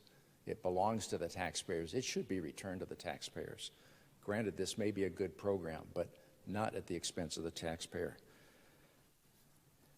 Every dollar that we spend has to come from somewhere. We don't create the money like the Federal Reserve does. Every dollar has to be taken from a taxpayer. What about the poor mom, the single mom, who has to work 2 jobs to make ends meet? She is subsidizing these students who are 18 years of age, 18, 19, who have every opportunity to go out and create their own future. They don't have obligations like she does. What about the elderly couple who has to make the choice between eating or getting medication because their taxes are so high? And I'm including property taxes, but that's the whole envelope of taxes. Is it fair to them to ask them for more money to pay for a high school student, a high school graduate, to subsidize his training that he can get elsewhere on his own? What about the student that doesn't get these grants? He is now subsidizing his fellow students to take advantage of this program. That isn't fair. That isn't justice. That isn't what the government should be involved in. Our educational system, which is a function or a responsibility for the Idaho legislature to fund, it's in our Constitution, has always emphasized early intervention. There's always been a push for programs for full-time kindergarten, pre-kindergarten, Head Start, those kind of programs. With early intervention, what I would recommend, if we even have to spend this money, is to get these opportunities into middle school and high school students so that every student can take advantage of these. We just had a wonderful presentation from Elevate Academy, and I think the lady from District 11 has helped me make my point. We need to excite and innovate and get some passion among some high school students by offering some of these CTE courses, get them out in the real world, get them to understand what kind of opportunities might be available. And that is true justice. We're giving that to every high school student and maybe even down to the middle school if we have extra funds left over. We shouldn't just pick on a very small population of the 80% graduated students, and a small percentage of those will take advantage of this program. Is this really equity, or is this elitism? You have to answer that question. By offering more CTE and other courses in the high school and middle schools, we will have 2 advantages that we don't have with this program. First of all, it keeps us within the guide rails of our constitutional mandate to provide for K through 12 education, the common schools, which we're charged with, and it will also benefit every single student as opposed to just a small fraction of students. A better opportunity for these kind of training programs is to have the industries train their students, train their employees. They need to shoulder their responsibility. They are the prime beneficiaries of this. They need to pick up this slack and provide for these things. I'd like to give 2 examples of where industry has voluntarily come in and provided these kind of programs. Everybody's familiar with the FIRST Robotics program. Years ago, there was also the Science Olympiad. These were primarily funded by industry to get kids interested in technical jobs that pay well, that provide for their future. I'd like to give one other example where industry has really stepped in. Back in 2006, there was a recognized nationwide shortage of power distribution and transmission engineers. The 23,000 engineers that held that title, it was found that within 20 years, half of the workforce would retire. It created an alarm. I mean, we know that our grid system is aging, and the population of engineers who supported that system was also aging rapidly. Vista came in along with other companies and offered to provide curriculum, lab space, and even contributed to the building of a new science building at Gonzaga University and offered 100% scholarships to people who would sign up for a return. They would stay with the company for a few years. Anybody that wanted to go into that type of a profession.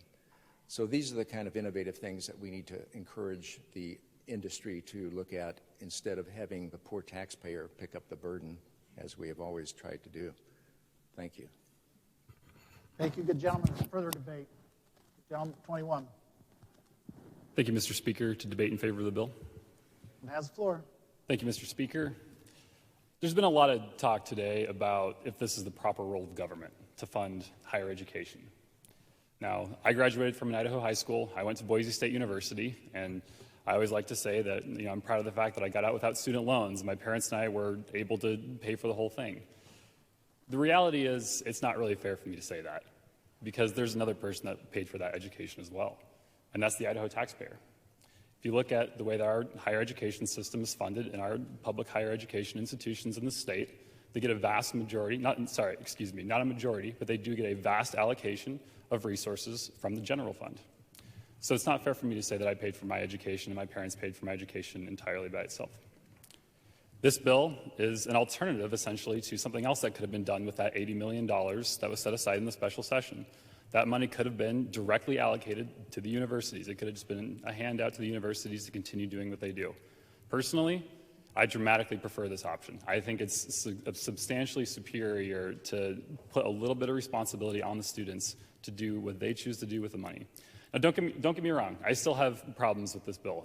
I think there's a lot of things that could have been improved. I think that the funding is probably, at least the way it was recommended from the gentleman on the second floor, is probably in excess of what it actually needs. But as has been discussed several times already today, we can solve that problem next year when we set the allocation for this program in the budget.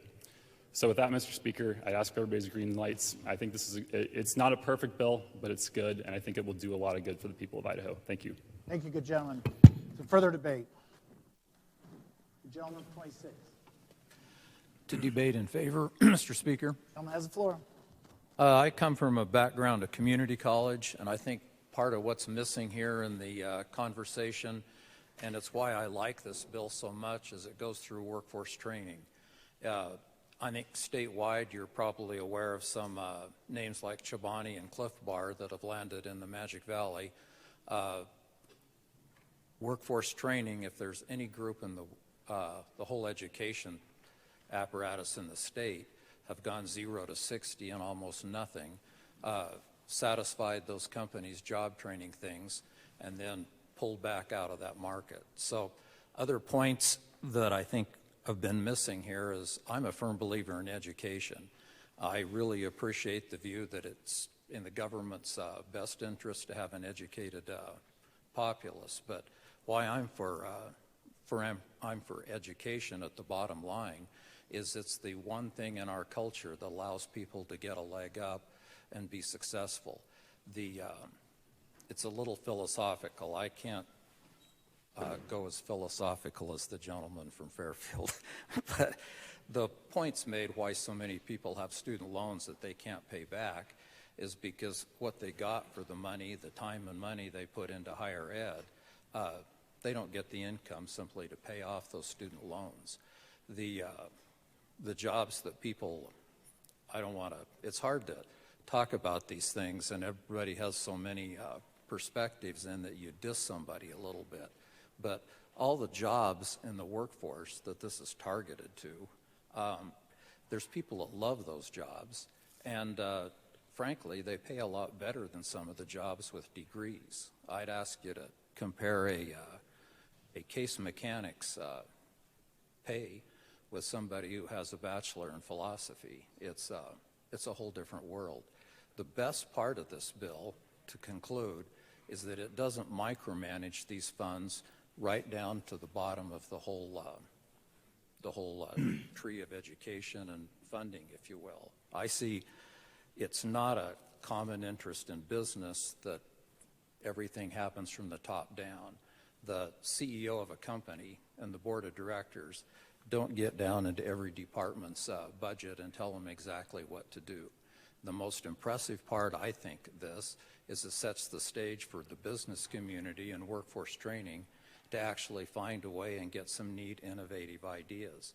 And the whole deal of innovation is there's going to be a couple of them that really don't work. If you haven't ever functioned in a business and every idea you had was gold-plated, I'd say you're pretty exceptional. So I don't want to just hear in a couple of years what went well with this. I'd like to hear what went bad and how we redirect this and do that. We've had all kinds of scholarships, and the dial from go-on rate hasn't moved from 40%. I mean, lots of great ideas. The dial just simply didn't move. Whether this is successful or not, it's a really great place to go. Thank you, sir. Thank you, good gentlemen. Is there further debate? Gentleman from 1. Hi, I wish time to speak in support of this bill. Gentleman has the floor. As a representative for District 1, we have several of our employers on the Workforce Development Council. I think it's important to know IFG is a statewide employer. Kachava in the forest industry. Kachava is a software developer, and we also have Kodiak, which actually builds airplanes at Sandpoint Airport. All of those industries are supported and represented in the Workforce Council. And I also like to talk about taxes for a minute. All of these businesses pay their own state tax, their own corporate tax. Additionally, all their employees are also members of our community. They likely have children in our school district. Some may not. But the reality is they're all in it. I've been contacted by a number of our employers in support of this bill because it helps their employees and it helps the brand, if you will. So I'm well in support of this group. I also have 2 kids, many of you know, a county prosecutor, my daughter, and my son's a Navy pilot. Both of them had essentially grants that started off some of their training. So without that, I'm not sure where they would be, but I'm a proud dad. And I will say my son has a political science degree and my daughter has an English degree. So just because somebody has a degree from something that we may not recognize as career oriented, surprise, surprise, our kids can all surprise us. So thank you for your time. Thank you, good gentlemen. Is there further debate? Good lady from 4. Oh, good gentleman from 4. I'm looking at the good lady from 23. Everybody standing up. I got my hair cut. Thank you, Mr. Speaker. I rise to debate the With bill. long hair. Go ahead, good gentleman. I rise in opposition to this bill. Let me has the floor. Thank you. Let me provide a little bit of perspective here. Prior to my retirement, this is retirement, by the way, I spent a number of years as a business developer for an employment agency. And this problem, this workforce issue problem, has been coming for years. And this is not going to be solved by any legislation that we pass. This is a population problem. We don't have enough people in this state, frankly. to fill these jobs. It is not a question of training. It is not a question of supplying money so that people can go to school, whether it be a private school or a state college or something along those lines. It is not going to fix this problem. As has been pointed out, our unemployment rate is at approximately 3%. Anything below 5 has always been considered full employment or at full employment.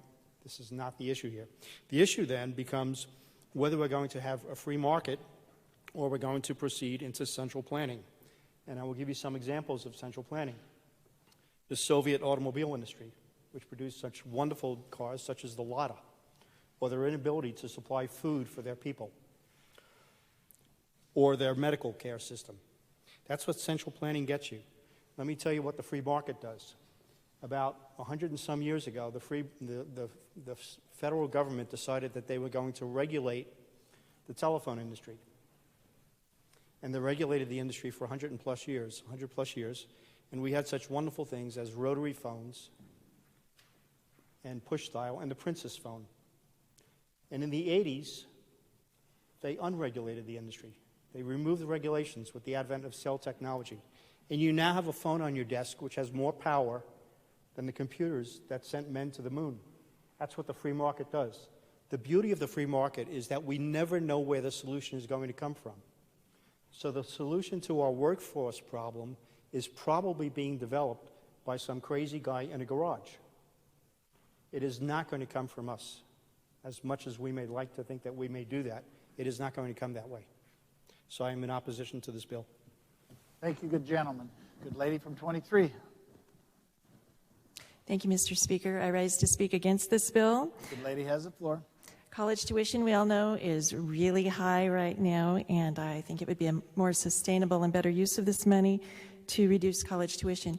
Also, I know it's been said already, but I want to reiterate, there's nothing in this bill that keeps people in Idaho after they've been educated on Idaho's dime.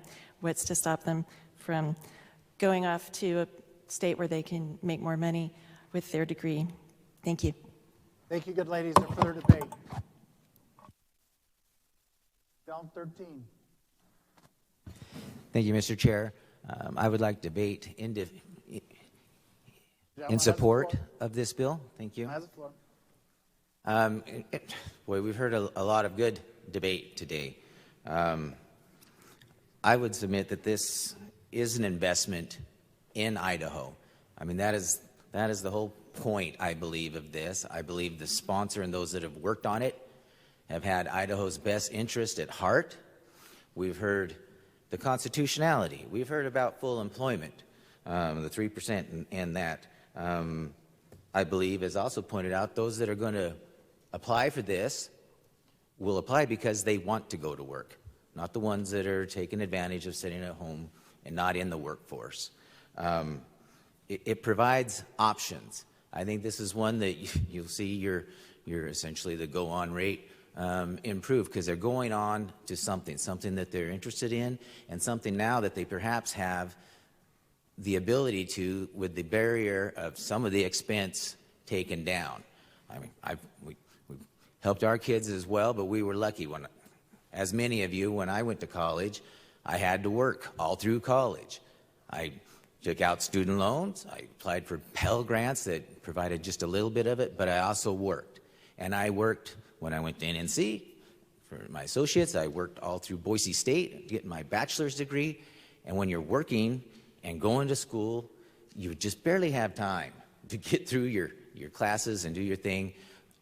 I was able to quit my job on my last semester of college. I used the funds that were, what little funds were in my 401 to pay for school, to pay for the rent that I had to pay for, my expenses. That year I was able to do an internship, and I was also on the dean's list for the very first time because it allowed me the time and the ability. Something like this, again, isn't meant to pay everybody's way, but it is meant to help.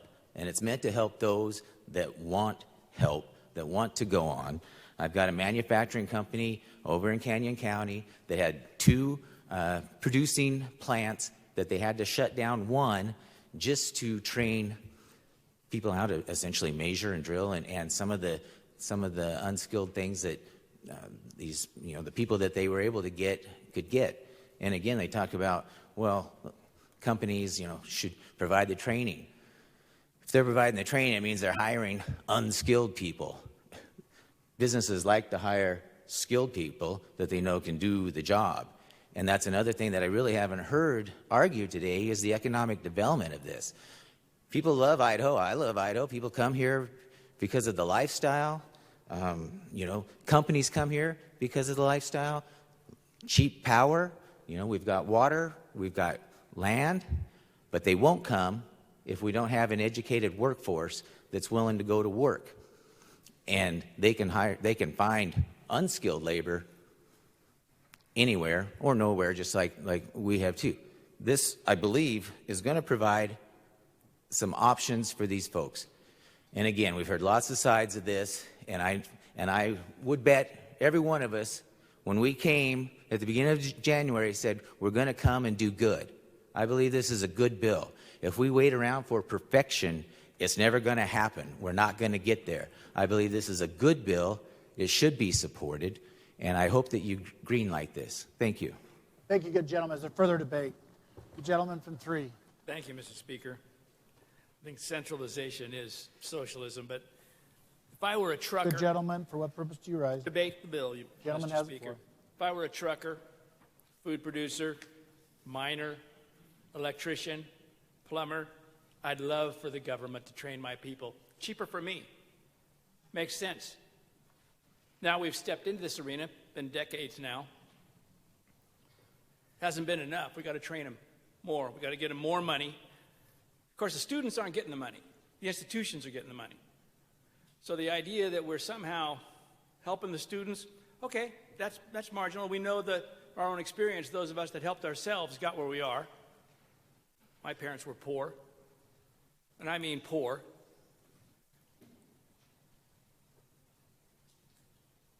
If we're going to help these students, why do we have to use taxpayer money to do it?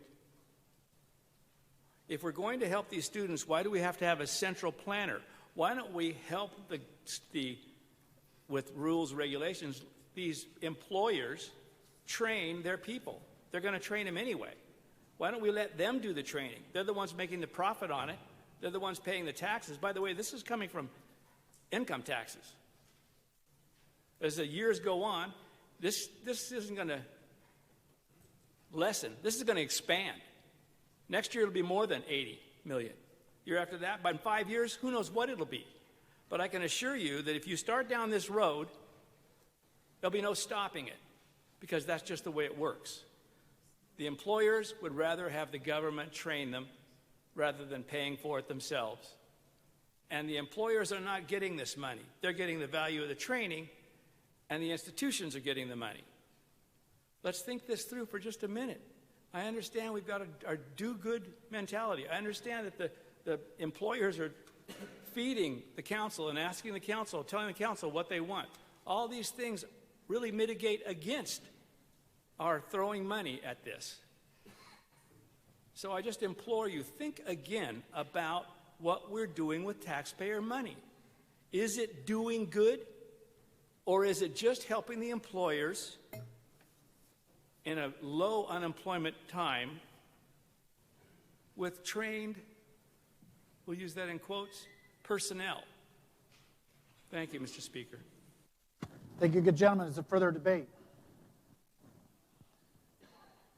Good gentleman for 27. Mr. Speaker, for debate. Gentleman has the floor. Thank you, Mr. Speaker. Ladies and gentlemen, I just want to thank you all for your sincere thoughts, and I appreciate the thoughtfulness that has gone into this effort on both sides. And I agree with many of the points that have been made on both sides. I just wanted to perhaps discuss one that hasn't been discussed about as much, and that is the effect that this bill would have on the students themselves. My dad was 56 years old when I was born, and he attended the University of Idaho in the 1930s and graduated in 1938, the first graduate of his family since they arrived in the United States. And I don't know much about his time at the University of Idaho other than a vandal coming all the way from down south in Oakley, Idaho. But the story that he told time and time again to us was how he spent his time underneath the clock on the tower at the administration building in Moscow, Idaho, on that little ledge, washing those windows to provide for himself to pay his way through college.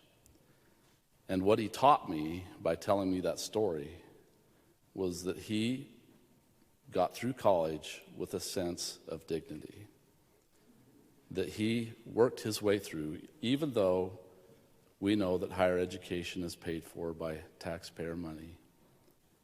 He walked away knowing that he had worked his way during the Great Depression through college to earn his degree. He learned a valuable lesson. In my day, I served an internship with a student from my hometown, who was a year older than me. We were in Washington, D.C. working as interns. And there came a point in time where he was short on cash.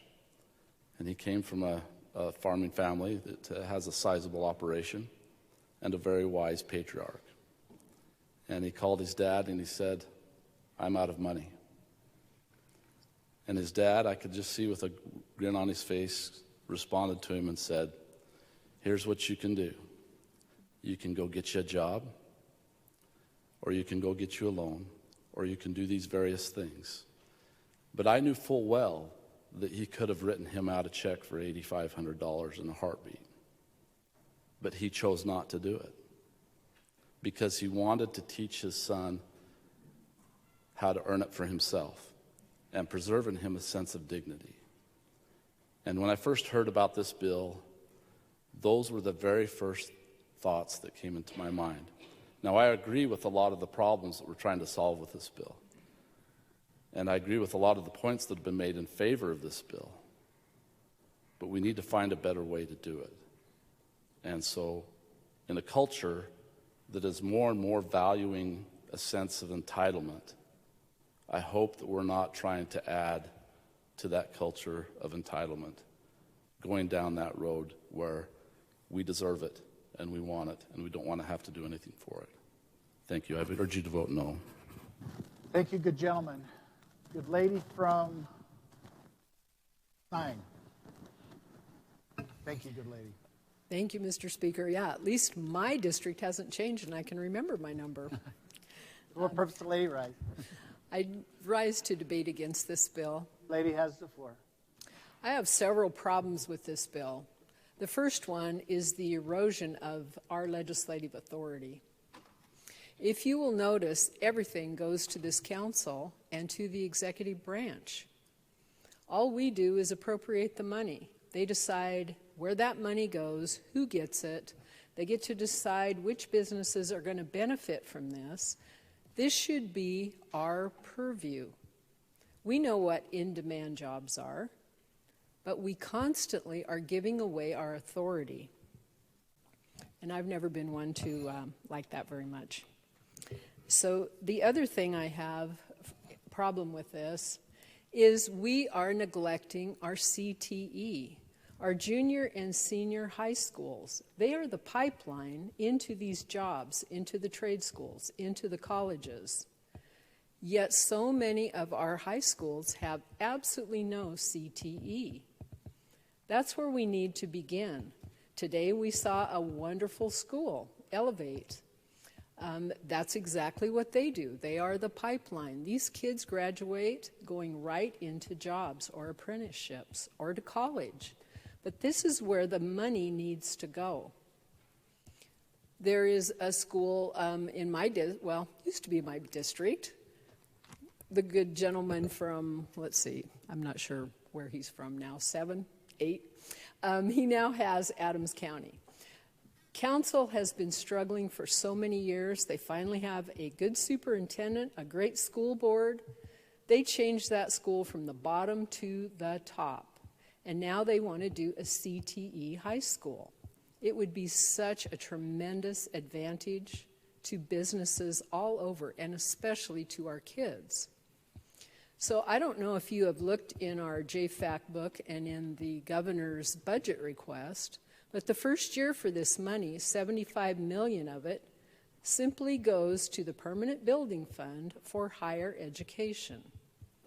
Why don't we take that money instead and put it towards CTE for our junior and senior high schools? It would be tremendous to do that. The good gentleman from 27 talking about the advantage of working for what you want and what you need. I taught my kids that as well. They never took any student loans. They saved their money.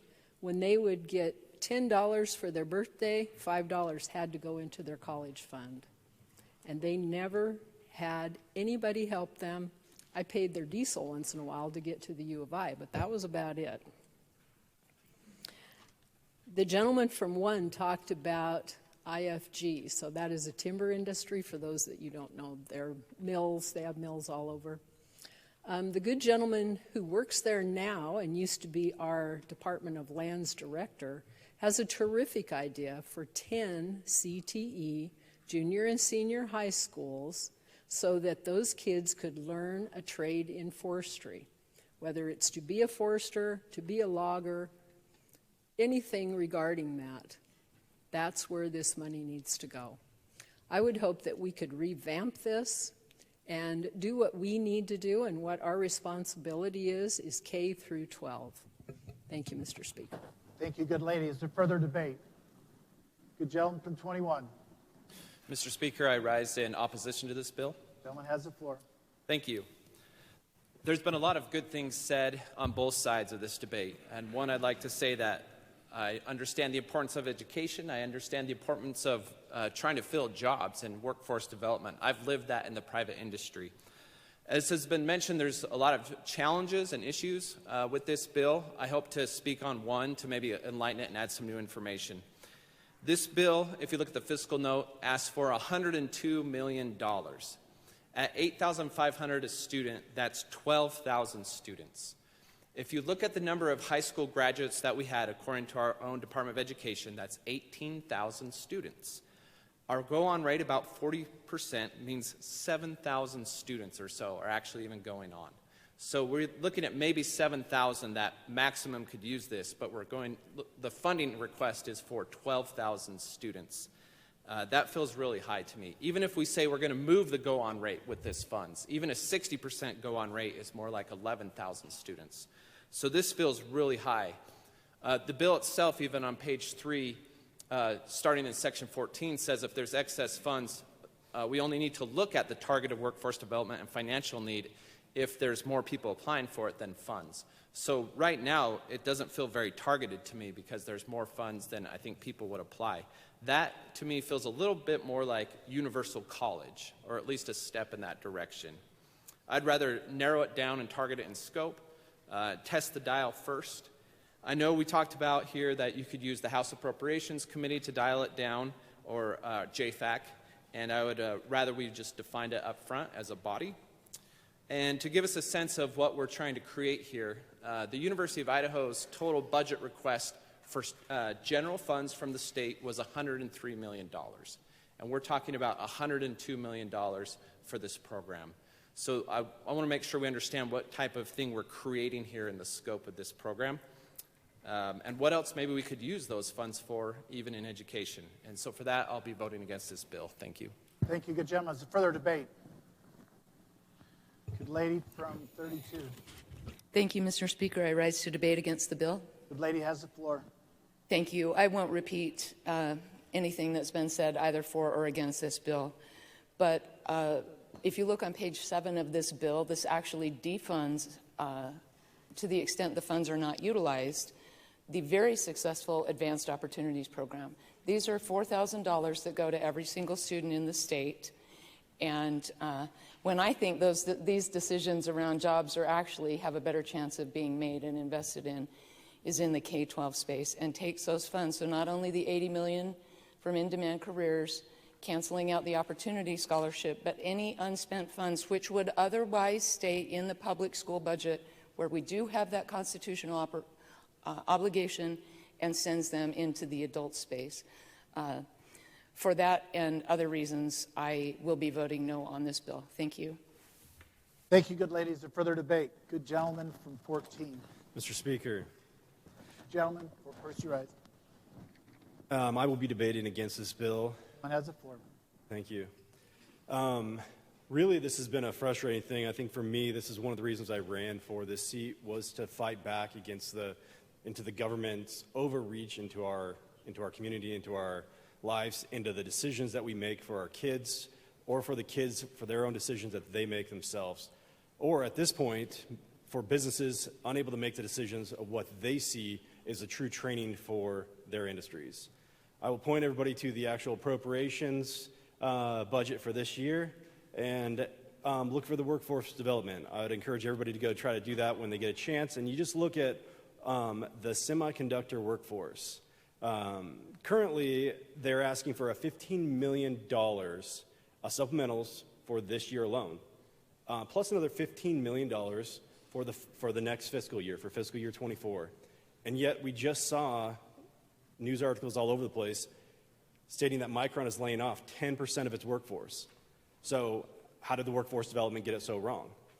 How did they get it to where they really thought the need was not just a need for fiscal year 24, but we thought that need was so drastic for fiscal year 2023 that we're currently in, that we had to spend $15 million or attempt to spend $15 million.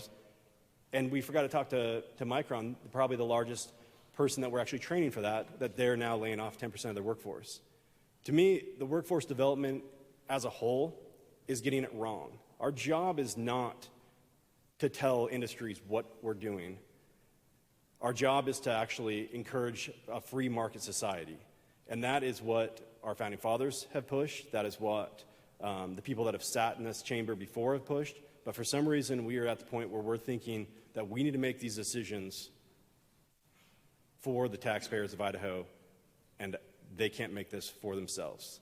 So I would encourage everybody, if you can find one thing wrong with the bill, and almost everybody that actually has got up and spoke in favor of it had actually stated that there was something wrong with the bill. They didn't think it was perfect.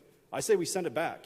I say we say no and push that red light and tell them we're not going to do this until we see this as 100%. We agree that this is a good bill for the state of Idaho. Thank you, Mr. Speaker. Thank you, good gentleman. Is there further debate?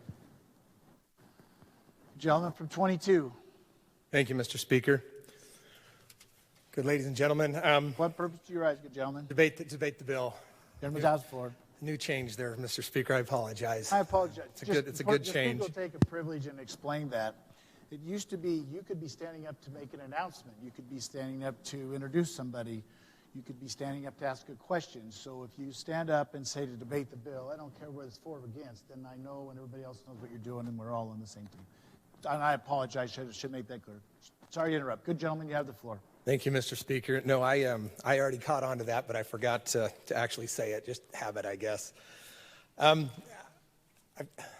got a lot to say, but I'm not going to tell you all about it, but I'll tell you about some of the things, at least that why I'm going to vote against this bill. And I know nobody's going to change their mind, at least the vast majority of you are not. You're either going to be a yes, you're going to be a no. And I understand that. I'm not naive enough to think that my debate is going to push you over the edge there. But I do think I would be remiss if I didn't at least stand and explain to you why I'm going to vote the way I am. I'll try to touch on just some of the more important things that I think that we should do. You know, I heard during this debate that businesses would rise to the occasion. Absolutely, they will. They're going to raise their prices is what they're going to do. I specifically spoke to a bunch of plumbers here at Treasure Valley Plumbing Association. They had a lunch for us, and I was talking to them. This was before I even knew about this bill. And I said, you know, if my kid wanted to come be a plumber, how would that happen? I said, oh, we'll hire him right now. We'll put him through a 4-year apprentice program. We'll pay for that. We'll hire him. We'd love to have him. Asked a friend who owns a very large electrical company in the Treasure Valley the exact same question. We'll hire them right now. In fact, we'll pay for their tools if they want to come work. He did put a caveat after the end of their 4-year program, they'd make them pay for their tools because they could take them with them. That seems fair. Our businesses will pay for this if they have the need. When I graduated college, I thought I was all hot stuff. I knew what I was doing. I walked up to my first job. I walked in the door. I sat down. They told me what to do, and I had no idea what I was supposed to do. Not a clue. They had to train me what they wanted me to do, and that seems appropriate. This benefit is not necessarily for the students. This is for businesses to be able to cover costs that they're already paying. You know, the good gentleman from 14, I have all the respect in the world for him, and he talked about chips, the microchips, and I have a little bit of experience in microchips. I worked in that industry for 15 years. I closed down 2 companies. Now, people say, don't hire Representative Muntz because they'll close down your company. You can make that argument all you want, that's fine. But I watched these semiconductor manufacturers ship their jobs overseas. I saw it. In fact, I was the last man out the door in both of those. Because of my profession, I'm in the environmental engineering world. They shipped their jobs overseas because of government interference. My job was compliance. We could not make our chips and comply with the regulations that the government had stuck on them. They had to ship them overseas because it was cheaper over there. Anytime we put more government into a program, it will cost that program more money. It's one of the laws of economics.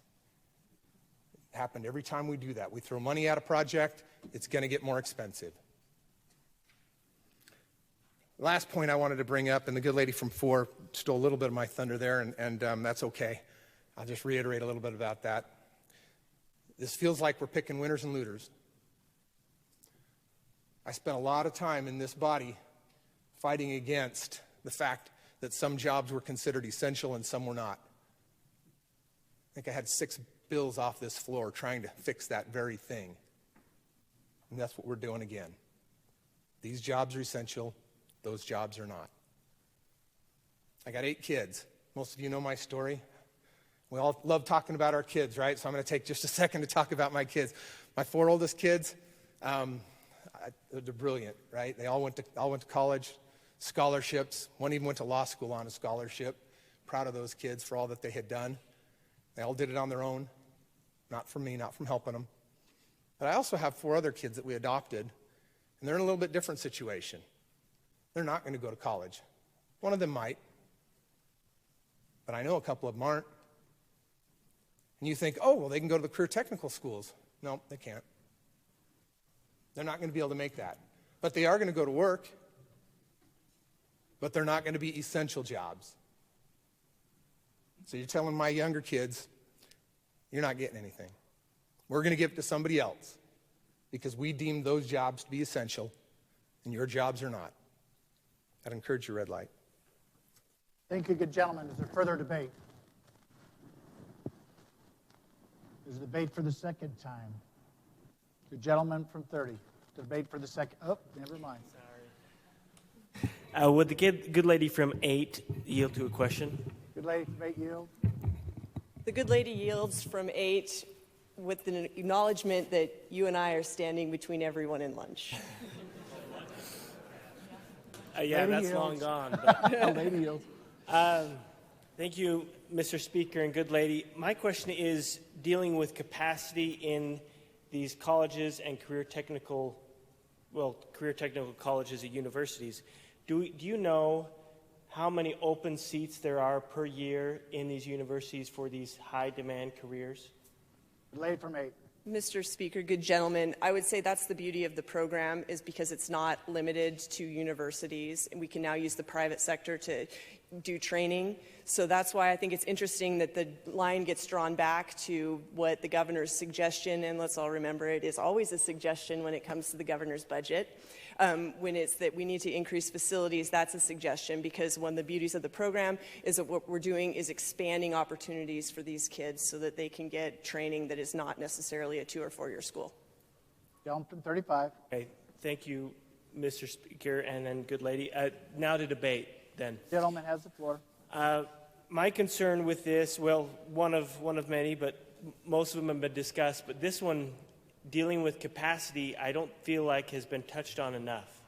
I've talked to multiple people that say there's just not room in universities and colleges in a lot of these degrees to get more people through them. So I don't understand how giving students more money is going to get more people through when there isn't capacity to get the people through that already want to go through. And especially when we consider that students that currently may go to out of state, like in my district, there's universities that are closer, that are on the other side of the border that they go to and still come back to Idaho. They will be disincentivized to go to those universities because they won't get to use this fund. So I think that'll increase the backlog on people getting through our universities and colleges, and I think that's a big concern. So I think that we're addressing the wrong issue here. So I would ask for you to give it a red light. Thank you. Thank you, good gentlemen. Is there further debate on the motion? Is there debate for the second time? Good gentleman from 30. Mr. Speaker, I rise to debate for the second time. Debate for the first time? Gentleman has the floor. Oh, never mind. Gentleman from 13. Thank you, Mr. Speaker. This has been fascinating. I love watching people. I love watching politics. And I've sat here on this floor for 16 years, and today's debate is going to be one of the top 3 debates that I've had in those 16 years. Because we're wrestling with the fundamental question of, do we have an obligation as this body to fund K-12? Is that something that we want to do? Constitutionally, we know we have that obligation in K-12. But do we have that obligation when it comes to higher ed? Sure, we supplement higher ed, has been pointed out today, but do we want to start that program?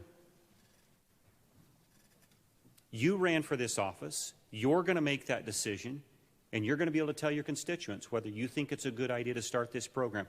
Because I can tell you, once you start it, we're never going back. You just wait, Henry Higgins, because what's going to happen? Oh, hey, this is done really well. University of Idaho, Boise State, CWI, name your favorite institution, is going to be coming and say, hey, this program is working really well. We now need this for every high school student.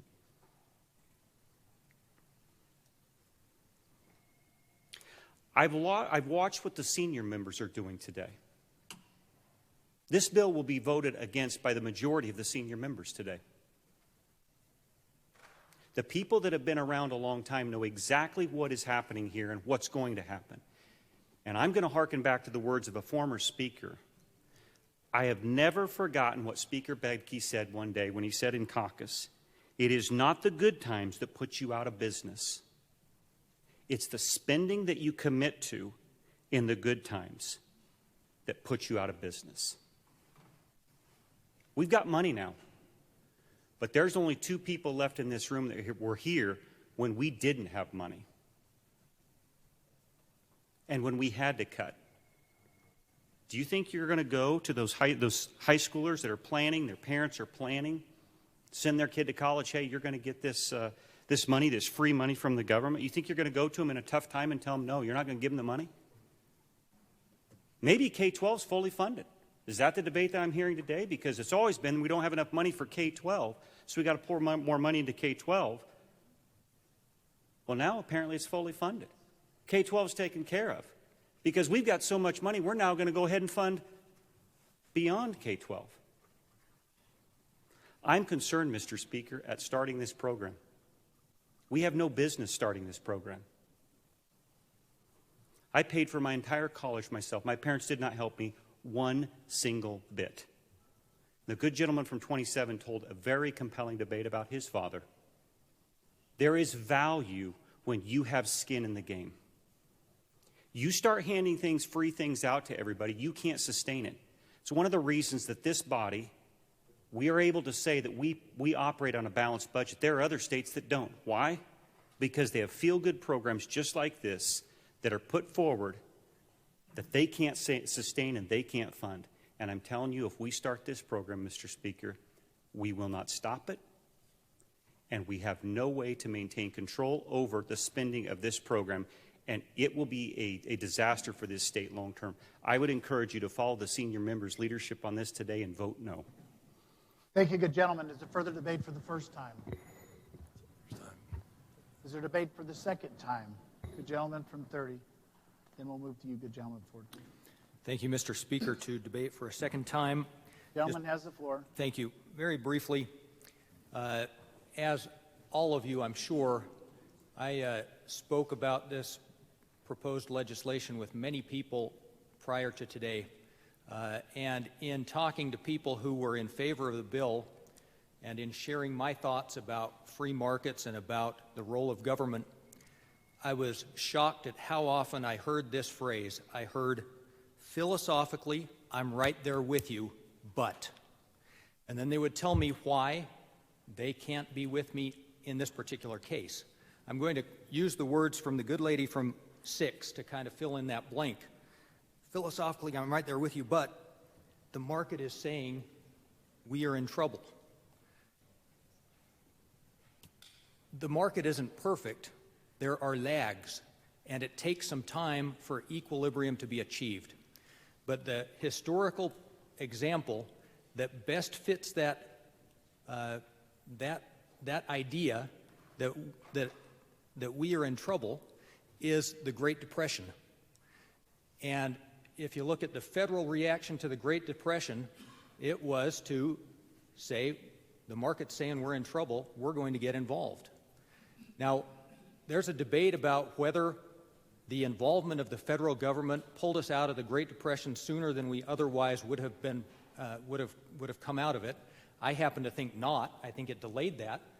But even if you say the government helped by getting in with well-intentioned programs, no one can dispute that 8 decades later, we are still paying the price. Let's honor the proper role of government. Let's explore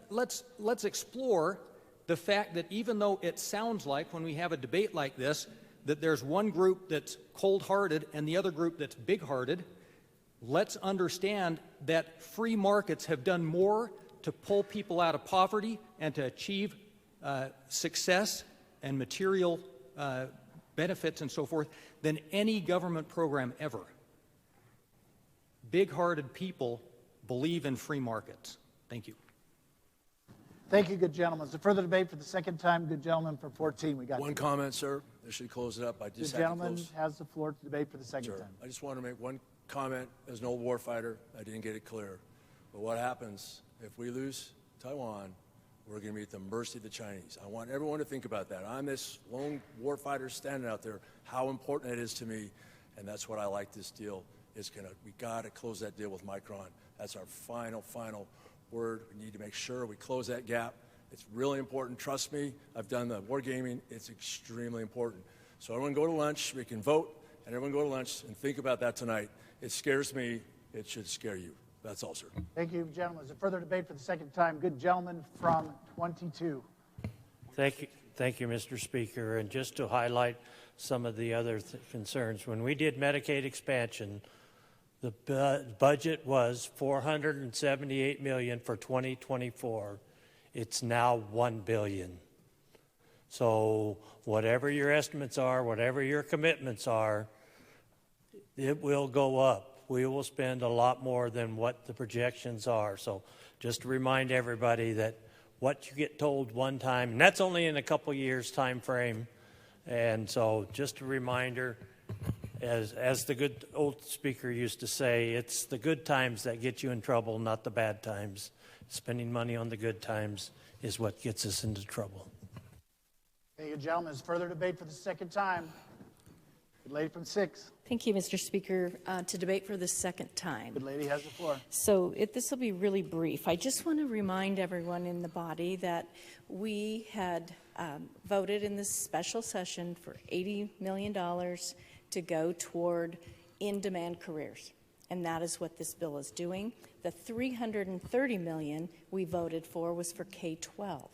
So we have that money that is sitting there to decide how we are going to spend that $330 million.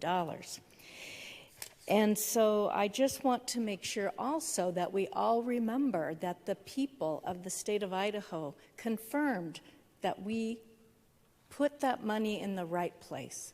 So that was a very large threshold that voters said, yes, we were doing the right thing. So I think that we need to keep that in mind. We have $330 million that is there for our K-12 that we can beef up our CTE programs. So again, I do believe that this is a bill that is very good for the state of Idaho. It is good for our economic development. It is good for the students who cannot afford to even take the first step to go to college or to go to a program to become a lineman or to become a welder. There are a lot of workforce programs out there that are not part of a college. And so I think that we need to remember all those things as we go forward. So again, I really think this is a good opportunity for our kids and for the state. So I again ask for your green light. Thanks. Good time. Good gentleman from 2. Debate for the second time very Gentleman has the quickly. floor. And I've heard there's some rules here that I don't understand quite, that I can't read from something. Good gentleman, you can read from the bill, the Constitution, or laws, but if you read from something else, you have to ask consent of the body. I would like to ask consent to read from the Idaho advisory question placed on the ballot on November 8th. Unanimous consent has been requested. Is there objection? Hearing none, the good gentleman may read. Yeah, so it's been said that we were under the understanding that this would be $80 million toward workforce training. I'd like to point out that in the ballot advisory question, it says, do you approve or disapprove the state of Idaho using a record budget surplus to refund $500 million back to hardworking Idaho taxpayers, cut ongoing income taxes by more than $150 million, and put money in our classrooms by increasing education and student funding by a record $410 million. There is no carve-out for the $80 million. It's implied that it would all be in the classroom. Thank you. Thank you, gentlemen. Is there further debate for the second time? Hearing none. Would the good lady from 8 care to close so everybody can go get some food? Thank you, Mr. Speaker. If everybody will just buckle in, I have about 30 minutes and we'll get through everything. Good lady has the floor. Good way to kill your bill. Thank you, Mr. Speaker. I did want to point out a couple of inaccuracies. It was, the good lady from 32 said that it eliminated the Advanced Opportunity Scholarship. That is not accurate. What it does do is transfers the funds.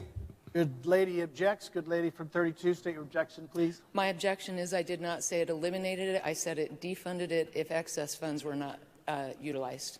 Thank you for your clarification, good lady from 32. Good lady from 8. Thank you, Mr. Chairman. What it does do is it transfers excess funds. It does not eliminate the funding for the program. Again, this is one of those programs that is funded via a legislative appropriation.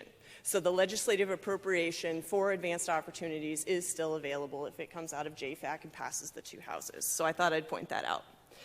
One good thing, I think people were talking about incentivizing kids to do these in-demand careers. I think we're missing out on the Next Steps program, which is going to be key to this, to make sure that kids are going into careers that they want to go into. This is not driven by centralized planning. What this is kid-based training. So we want kids to find careers that they want to participate in. And that's what that Next Steps program is. It helps them to find out about new programs. For example, we were at ISU. Good gentleman from 3, state your objection, please. Mr. Speaker, this is new information which is drawing even more questions in my mind. I thought that the closing had to deal with what was addressed here.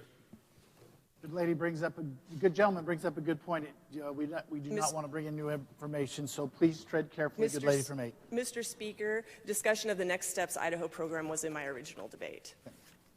So it's not new information. Good lady, it's been a long day, so I apologize. Hey, I've got it here for you. I can have the page run it up if you like. So good lady, continue with your debate. Please. Thank you. I appreciate that. So one of the things that we found out as we went around the state is people just didn't even know about what programs were available, and they can find out about these programs through Next Steps Idaho. And so I think that's a key component of this when you talk about drivers for workforce development. Again, when we're talking about free market systems, that's why we have an annual review. What we need to look at is what the need is and then address the need. But it's two sets of needs, and everybody seems to be missing that point of it's two sets of needs. It's business needs, but it's also student needs. Traditional post-secondary is not for everyone, and we see that with the declining go-on rate. And so what this does is provides opportunity for folks that don't want to go that traditional path but can provide some serious value to businesses. Again, opportunity scholarship. While I would argue that there is value for scholarships to 2- and 4-year institutions, the nice thing about this program is it does not exclude the other training opportunities there are. It doesn't exclude. Opportunity scholarships exclude other training opportunities. This widens it up to address more students. With regard to the budgeting, I understand people are concerned about this being overfunded. I absolutely do.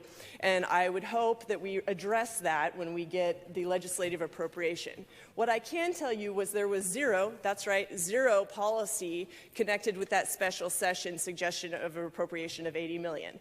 That's why we are in this bit of a conundrum of how we address in-demand careers, remain fiscally responsible, but also do what we've committed in the special session without policy.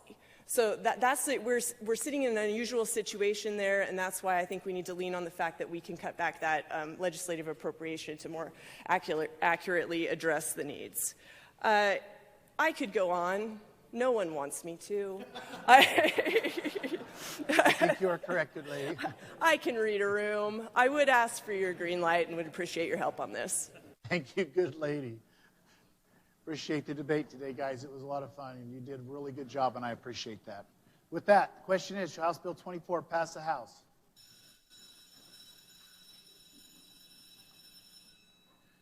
Clerk will unlock the machine, and the members will record their votes.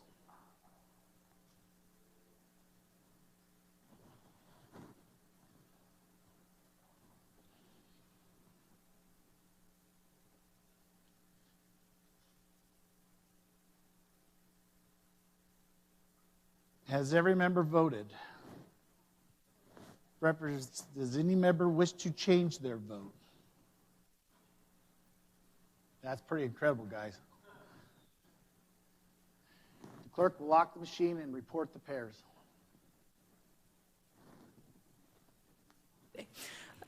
Furness votes aye. Redmond votes nay. 36 ayes, 34 nays, the majority having voted in favor of House Bill 24. House Bill 24 has passed the House. Is there correction to title? No correction to title. Hearing none, the title is approved and the bill will be transmitted to the Senate. Without objection, the House will now advance to the 15th order of business announcement. The House at the 15th order of business. Good gentleman, 26.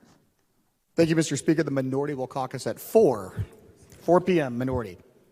Thank you, gentlemen. Good gentleman, 29. Mr. Speaker, majority will caucus at 3:30 p.m. Are there further announcements? Hearing none, the clerk may read. House Agricultural Affairs Committee will meet Monday, February 6th, 1:30 p.m. East Wing Room 42, Andrus, Chairman. House Environment, Energy, and Technology Committee will meet Monday, February 6th, 1:30 p.m. East Wing Room 41, Barbieri, Chairman. House Local Government Committee will not meet Monday, February 6th, E. Hart, Chairman. House Transportation and Defense Committee will meet Monday, February 6th, 1:30 p.m. East Wing Room 40, Palmer, Chairman. For tomorrow, House Appropriations Committee will meet jointly with Senate Finance Tuesday, February 7th, 8 a.m., Room C310, Horman, Chairman. House Education Committee will meet Tuesday, February 7th, 9 a.m., East Wing Room 41, Yamamoto, Chairman. House Health and Welfare Committee will meet Tuesday, February 7th, 9 a.m., East Wing Room 20, Vanderwater, Chairman. House Revenue and Taxation Committee will meet Tuesday, February 7th, 9 a.m., East Wing Room 42, Monks, Chairman. And House State Affairs Committee will meet Tuesday, February 7th, 9 a.m., East Wing Room 40, Crane 13, Chairman. Are there further announcements? Hearing none, the House will advance to the 16th order of business. Adjournment. The House at the 16th order of business. Good lady from 8. Thank you, Mr. Speaker. I move the House adjourn until 11 a.m. Tuesday, February 7, 2023. Good lady from 18. Mr. Speaker, I second the motion. Thank you, good lady. You've heard the motion to the House adjourn. All those in favor say aye. All those opposed say nay. Motion passes and the House is adjourned until 11 a.m. Tuesday, February 7th, 2023. Good gentleman from 10. Good gentleman from 10. Oh, whoa, whoa, whoa, whoa, whoa, whoa. Take a deep breath. I know we're hungry. House adjourned.